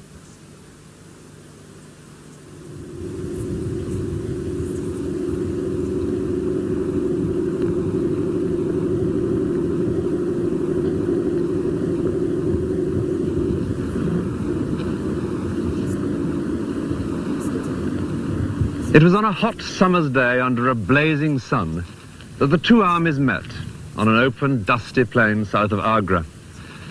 On one side, the somewhat scruffy joint forces of the two younger brothers, unglamorous to look at, but their men hardened in distant campaigns. On the other, the imperial army, headed by Dara Shikoh. An eyewitness has left an account of his magnificent force as it moved out from Agra. Ranks of elephants in immaculate shining armor, squadrons of cavalry with gleaming lances. But the same account goes on to say that most of those soldiers were not very fierce, being barbers, blacksmiths, butchers, carpenters, tailors and such like. A peacetime army under a peacetime general. The midday sun was so hot that men's skin was blistered by their armor. In spite of the barbers and the tailors, it was quite a close-fought battle, but in the end it was Dara Shikoh who turned and fled back to Agra. He stopped just long enough to collect his family and a few favorite slave girls and set off with them on fresh elephants to Delhi. And with that ignominious flight by the intended heir to the throne, the tide turned towards his younger brother, Aurangzeb. It was 2 days later that Aurangzeb and his victorious army arrived outside the Red Fort in Agra, where his father, Shah Jahan, waited, his plans for the inheritance in ruins. Any negotiations here in the fort would be without Prince Murad, who had been badly wounded in the battle. Shah Jahan opened the matter by sending a sword of honor to Aurangzeb with an invitation to visit him. Aurangzeb replied that he would only do so if his father handed over the fort to Aurangzeb's men. Shah Jahan declined, whereupon Aurangzeb laid siege to his father. Cannon fire didn't achieve much against these great walls. Sealing off the water supply proved more effective. After 3 days, Shah Jahan surrendered. Aurangzeb never came in to see his father, and Shah Jahan would never again leave this fort. This beautiful tower became his prison, and his life here was made steadily more bleak. Even his jewels were removed by the servants of his grasping son. All that he managed to keep with considerable difficulty was his pearl praying beads. There was plenty of time now for prayer, and he became, in the way perhaps of old men in adversity, increasingly devout. For the fifth of the great Mughals, the imperial days were over. There were some consolations. He did have a devoted daughter to look after him. There was comfort in the Quran. And he was allowed to stay here in his private apartments, with their beautiful view made infinitely more so by the great monument which he himself had created to his wife, and to happier days, when she was alive and their sons were busy only with nursery battles, instead of the fight to the death on which they would now embark.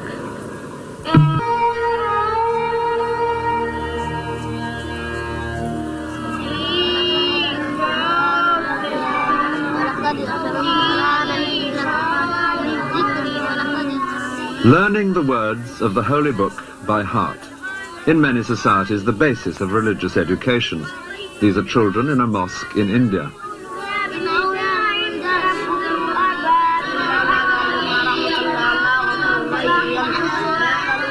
This kind of learning is seen as instilling two virtues, knowledge of the Quran and a sense of discipline.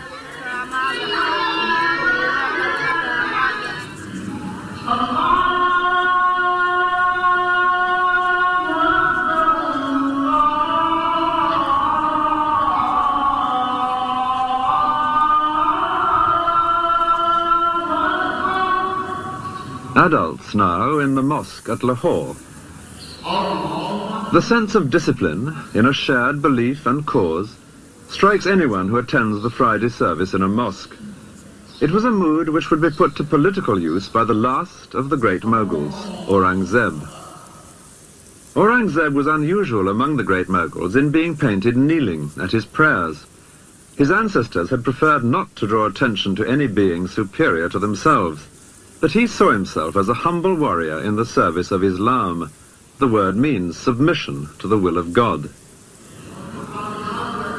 When Aurangzeb was a young man, many Muslims in India felt a sense of grievance against his family.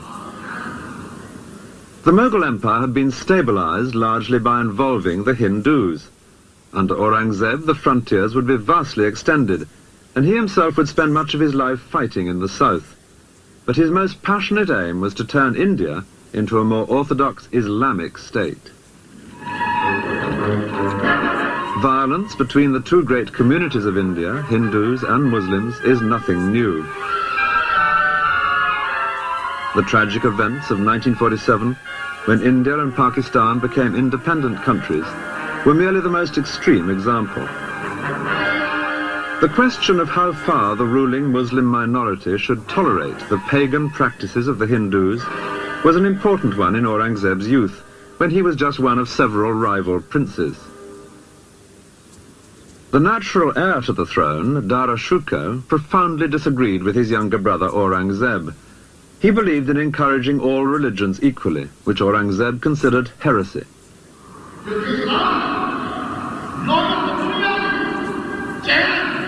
The Quran gives clear guidance. Muslims must allow Jews and Christians to worship freely, but should place restrictions on other religions. It had been Mughal policy to lift these restrictions from the Hindus, but this offended the more orthodox in the Muslim community.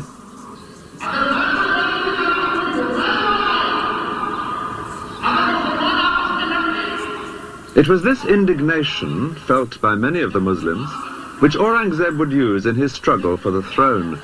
His family had betrayed the faithful. He would defend the faith. There were 3 people with cause for complaint when Aurangzeb declared himself emperor in 1658. One was his father, Shah Jahan, the rightful emperor, whom Aurangzeb had captured and imprisoned. Another was Dara Shikoh, Shah Jahan's favourite and his intended heir. And then there was a younger brother, Murad Bakhsh, whom Aurangzeb had once proclaimed as the prince who should succeed, instead of the heretic Dara Shukar.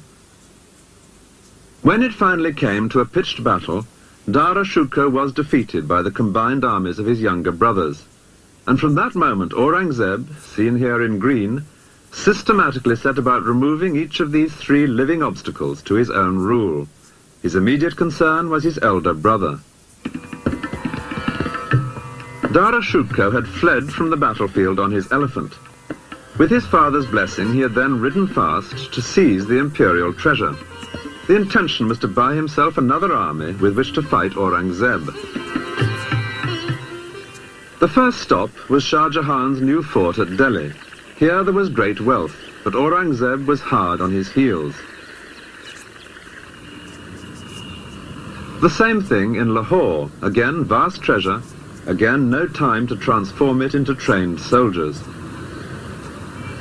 After 6 months in remote places, Dara Shukar did at last return with an army, and the two rivals confronted each other in the hills surrounding the town of Ajmer, some 300 miles south of Lahore.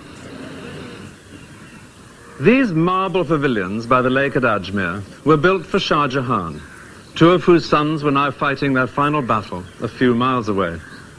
And on the day of that battle, there could be seen here a strange assembly of elephants, women and children, eunuchs, all nervously waiting. They were Dara Shukar's harem with the remains of his treasure. They were ready to set off at a moment's notice because he told them that if he lost the battle, he would join them here so that they could flee together into the desert to escape his murderous brother. Well, he did lose the battle, and in the chaos he managed to miss even this vital rendezvous. The women and the eunuchs waited here as long as they could, and then fled without him. Miraculously, they managed to join up with him a few weeks later, but ahead lay an ultimate betrayal. Shah Jahan had sentenced a local ruler to be trampled to death by elephants, and Dara Shukar had saved the man's life, pleading the special influence of a favourite son to ask for pardon. Now surely was the time to call in old debts. Dara and his family arrived in the man's territory. For a few days, they were royally entertained. And then, most treacherously, Dara Shukar and his 15-year-old son were seized. The ruler had decided where his best advantage lay. An elephant set off north with a closed howdah, bearing Dara Shukar and his young son as prisoners. Their destination, Delhi and Aurangzeb. Today's old town in Delhi was then new. It had been recently built, close to the Red Fort by Shah Jahan. It was here that Aurangzeb now organized a charade to humiliate his elder brother. It very nearly misfired. At this sort of height above the street, Dara Shukar and his young son were paraded through Old Delhi.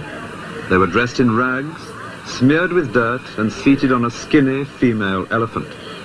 The people of Delhi were supposed to jeer, but they didn't. Dara Shukar had been a generous and popular prince. There was resentment at his humiliation, and that gave added urgency to the next stage of Aurangzeb's plan. Learned and holy men play an important part in the legal system of Islam, and Aurangzeb now set up a committee of such people to advise on the fate of his brother, whom he described as the chief of the atheists. The holy men, after due consideration, recommended death. Aurangzeb then let it be known that he himself would have preferred exile for his brother, but he bowed to religious authority, and the deed was soon done.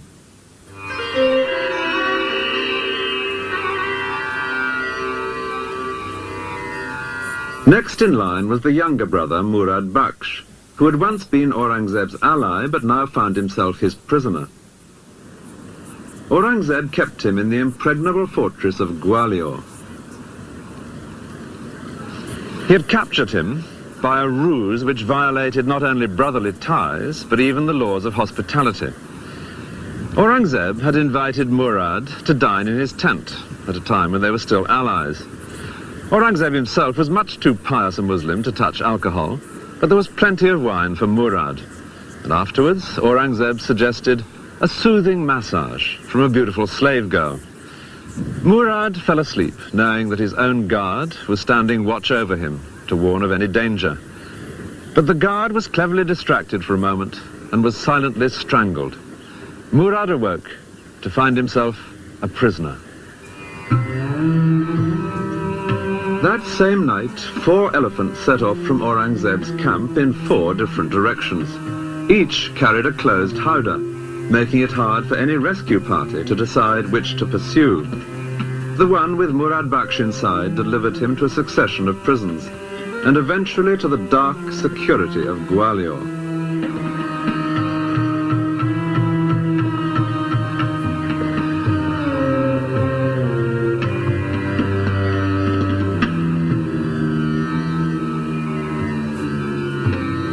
It was not enough for Aurangzeb to keep Murad prisoner, however secure he might be deep in the dungeons at Gwalior. He wanted him dead, and he achieved that by a piece of hypocrisy that was typical of the man. Murad had once had a man murdered, and that gave Aurangzeb his chance. Under Muslim law, only the relatives of the murdered man can demand justice. Aurangzeb now sought out those relatives.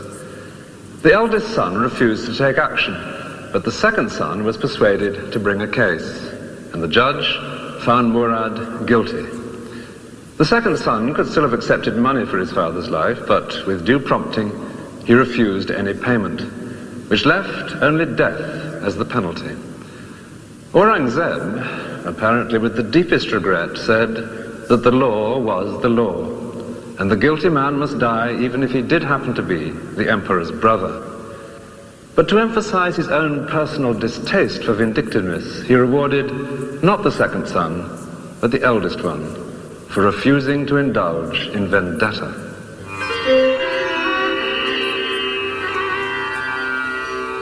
Only one man living could now deny Aurangzeb's claim to the throne, the prisoner in the Red Fort at Agra, Shah Jahan.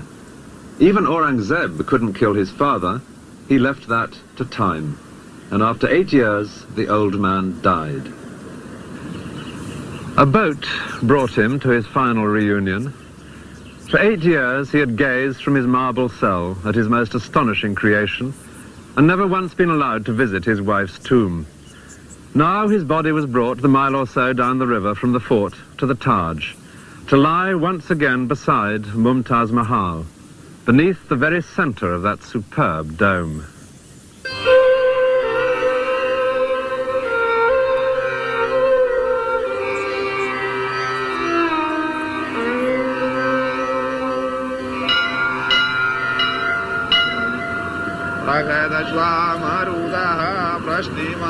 For the Hindu majority, Aurangzeb's firm hold on the throne was unwelcome news. The Quran says that unbelievers must pay a special tax. Aurangzeb's great-grandfather, Akbar, had freed them from this, in the tolerant mood of which Aurangzeb so strongly disapproved. Aurangzeb, having less interest in communal harmony, now reintroduced the much-hated tax.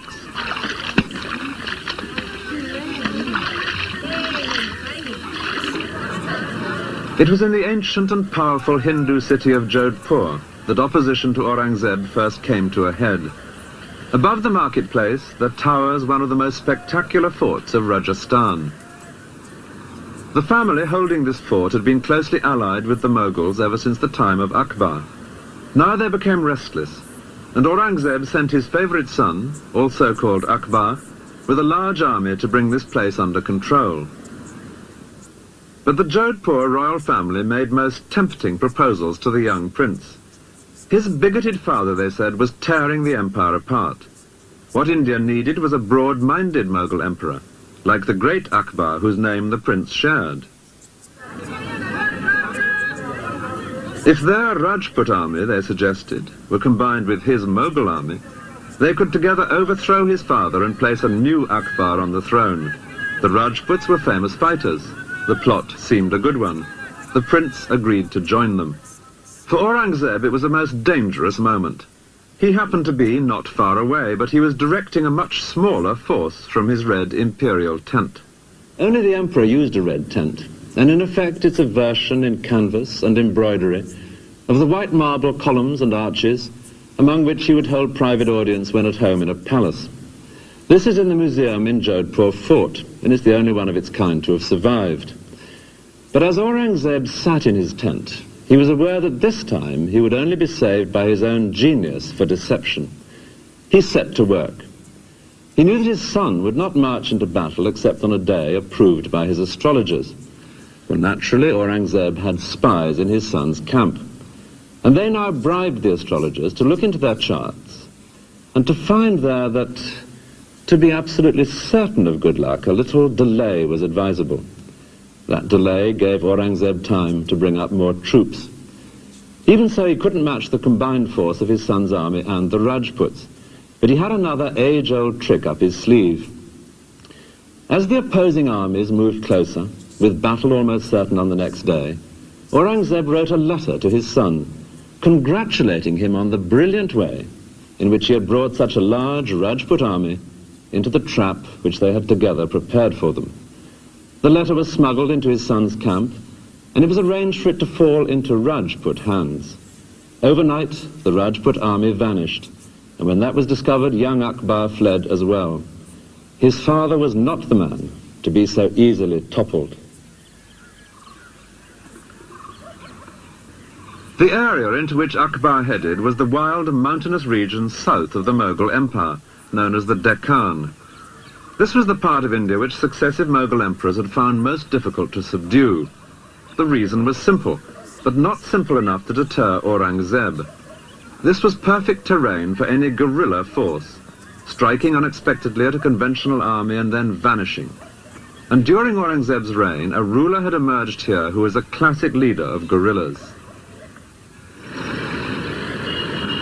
His statue can be found today in many Indian towns, because he became, in our own century, a symbol of how Hindus could drive out oppressors, by implication the British.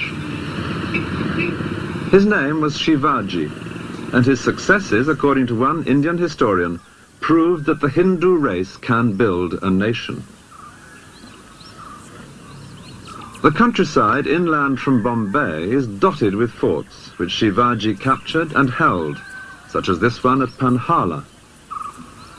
This dramatic figure in Panhala suggests very well what Shivaji came to stand for. It's a modern statue of one of the generals who fought with him against Aurangzeb, but its spirit of bravado, like something from a child's book of legends, is exactly in keeping with Shivaji's own image. He came to seem almost like Robin Hood, mercilessly teasing and baiting the much more powerful Mughals in exploits which were often positively cheeky. Once he and his men cut a hole in the outer fence of a Mughal camp and made their way right to its center, in among the general's harem, killing many of his attendants before slipping away again. On another occasion, he himself escaped from Mughal captivity by being carried out hidden in a large basket of cakes and sweets. This romantic character had died the year before Aurangzeb's son rebelled, and the young prince came down to these regions to join forces with Shivaji's son. Aurangzeb decided to pursue him south, to punish this impertinent alliance. It was to be a turning point, not only in the reign, but even in the history of the entire Mughal Empire itself. Aurangzeb was already 62. He would grow old campaigning in the south, trying to subdue this turbulent region long after his son Akbar had thought better of it and slipped away to Persia. The heartland of the Mughal Empire had long been this area. Aurangzeb would add vast territories to the south, and in the last 27 years of his life he never once set foot outside this area, representing a drastic change of policy. With this move south, the center of gravity of the Mughal Empire shifted. The places connected with Aurangzeb are all down here. Aurangabad, the city named after himself, which he virtually made his capital. The numerous Hindu forts which he constantly tried to wrest from the followers of Shivaji, such as Panhala. And the capital cities of the two great southern Muslim kingdoms which he was determined to conquer, Hyderabad and Bijapur. Both had held out against his ancestors. Both, to his great pride, would fall to him. Bijapur after a long siege in 1686. And at Hyderabad, the next year, he captured the greatest fort of all. But his men finally got inside these defences not by force of arms, but by bribery. Money would increasingly become the only way his sieges were brought to a successful end. Through this countryside, Aurangzeb would move back and forth with 500,000 people, his army and camp followers. But however far they marched, and however many forts they took possession of, the situation somehow never seemed to get any better. This hilltop fort of Panhala is typical of the frustrations of Aurangzeb's last years. Soldiering on well into his 80s, he was like an old bear plagued by bees. He would take a fort and fill it with his soldiers, and then as soon as he'd moved on, the enemy would take it back again. He'd first captured this one in 1691, and now, 10 years later, here he was, back again trying to capture it once more. And it's at that moment that we have an unexpectedly vivid picture of the stubborn old man. Most improbably, at this place, miles from anywhere, a British ambassador arrived from the court of William III, hoping to open up trade. He found chaos, a vast, insanitary camp, deep in mud, with despair and corruption and drunkenness among the troops. The shining exception was Aurangzeb himself, now aged 82. The ambassador describes him passing through the camp to visit the siege works. He was all white, robe, turban, beard. He was carried through the crowd on an open litter, but he never once looked up from the book he was reading, undoubtedly the Quran. As another European visitor wrote, he had by now a craze for being held a saint. He was 89 when he finally died, and he died as he had hoped, on a Friday, the Muslim holy day, just after saying his prayers. This building, a few miles from Agra, is an example of how affairs at the centre of empire had gone from bad to worse during Aurangzeb's long absence. It is the tomb of his great-grandfather Akbar, a holy place indeed for the family. Yet this tomb was now pillaged by the local population. Its gold and silver plate was removed, and its rich carpets. It was just one example of the anarchy which would destroy the empire towards the end of Aurangzeb's reign and after his death.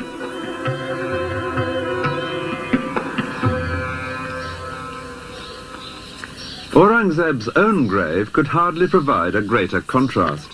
It's in the south, 15 miles from Aurangabad, at Kuldabad. No great gateways and gardens and terraces here, just small whitewashed courtyards leading to a flight of 3 steps.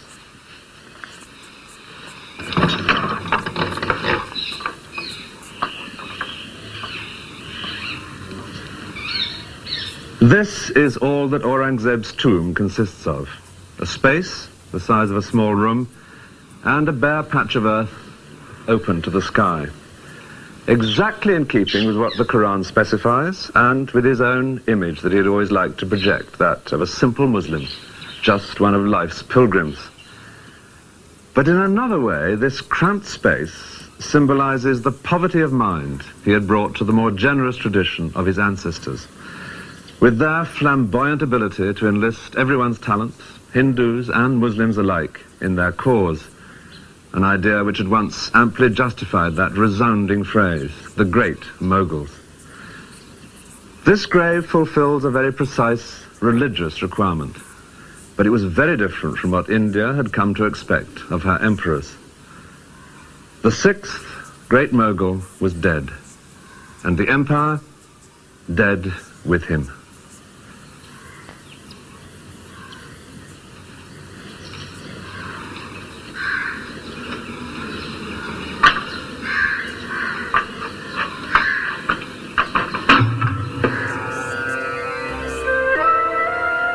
Many of the later Indian princes were descended from men who grabbed parts of the Mughal Empire after Aurangzeb's death. It was in the resulting chaos that the British stepped in, just as the Mughals had 3 centuries earlier. Aurangzeb's descendants were still officially emperors, though increasingly powerless, until at last the imperial title was transferred to Queen Victoria. The British Raj certainly had its own moments of splendour, in a tradition of pomp and ceremony which continued right up to the end of empire in 1947.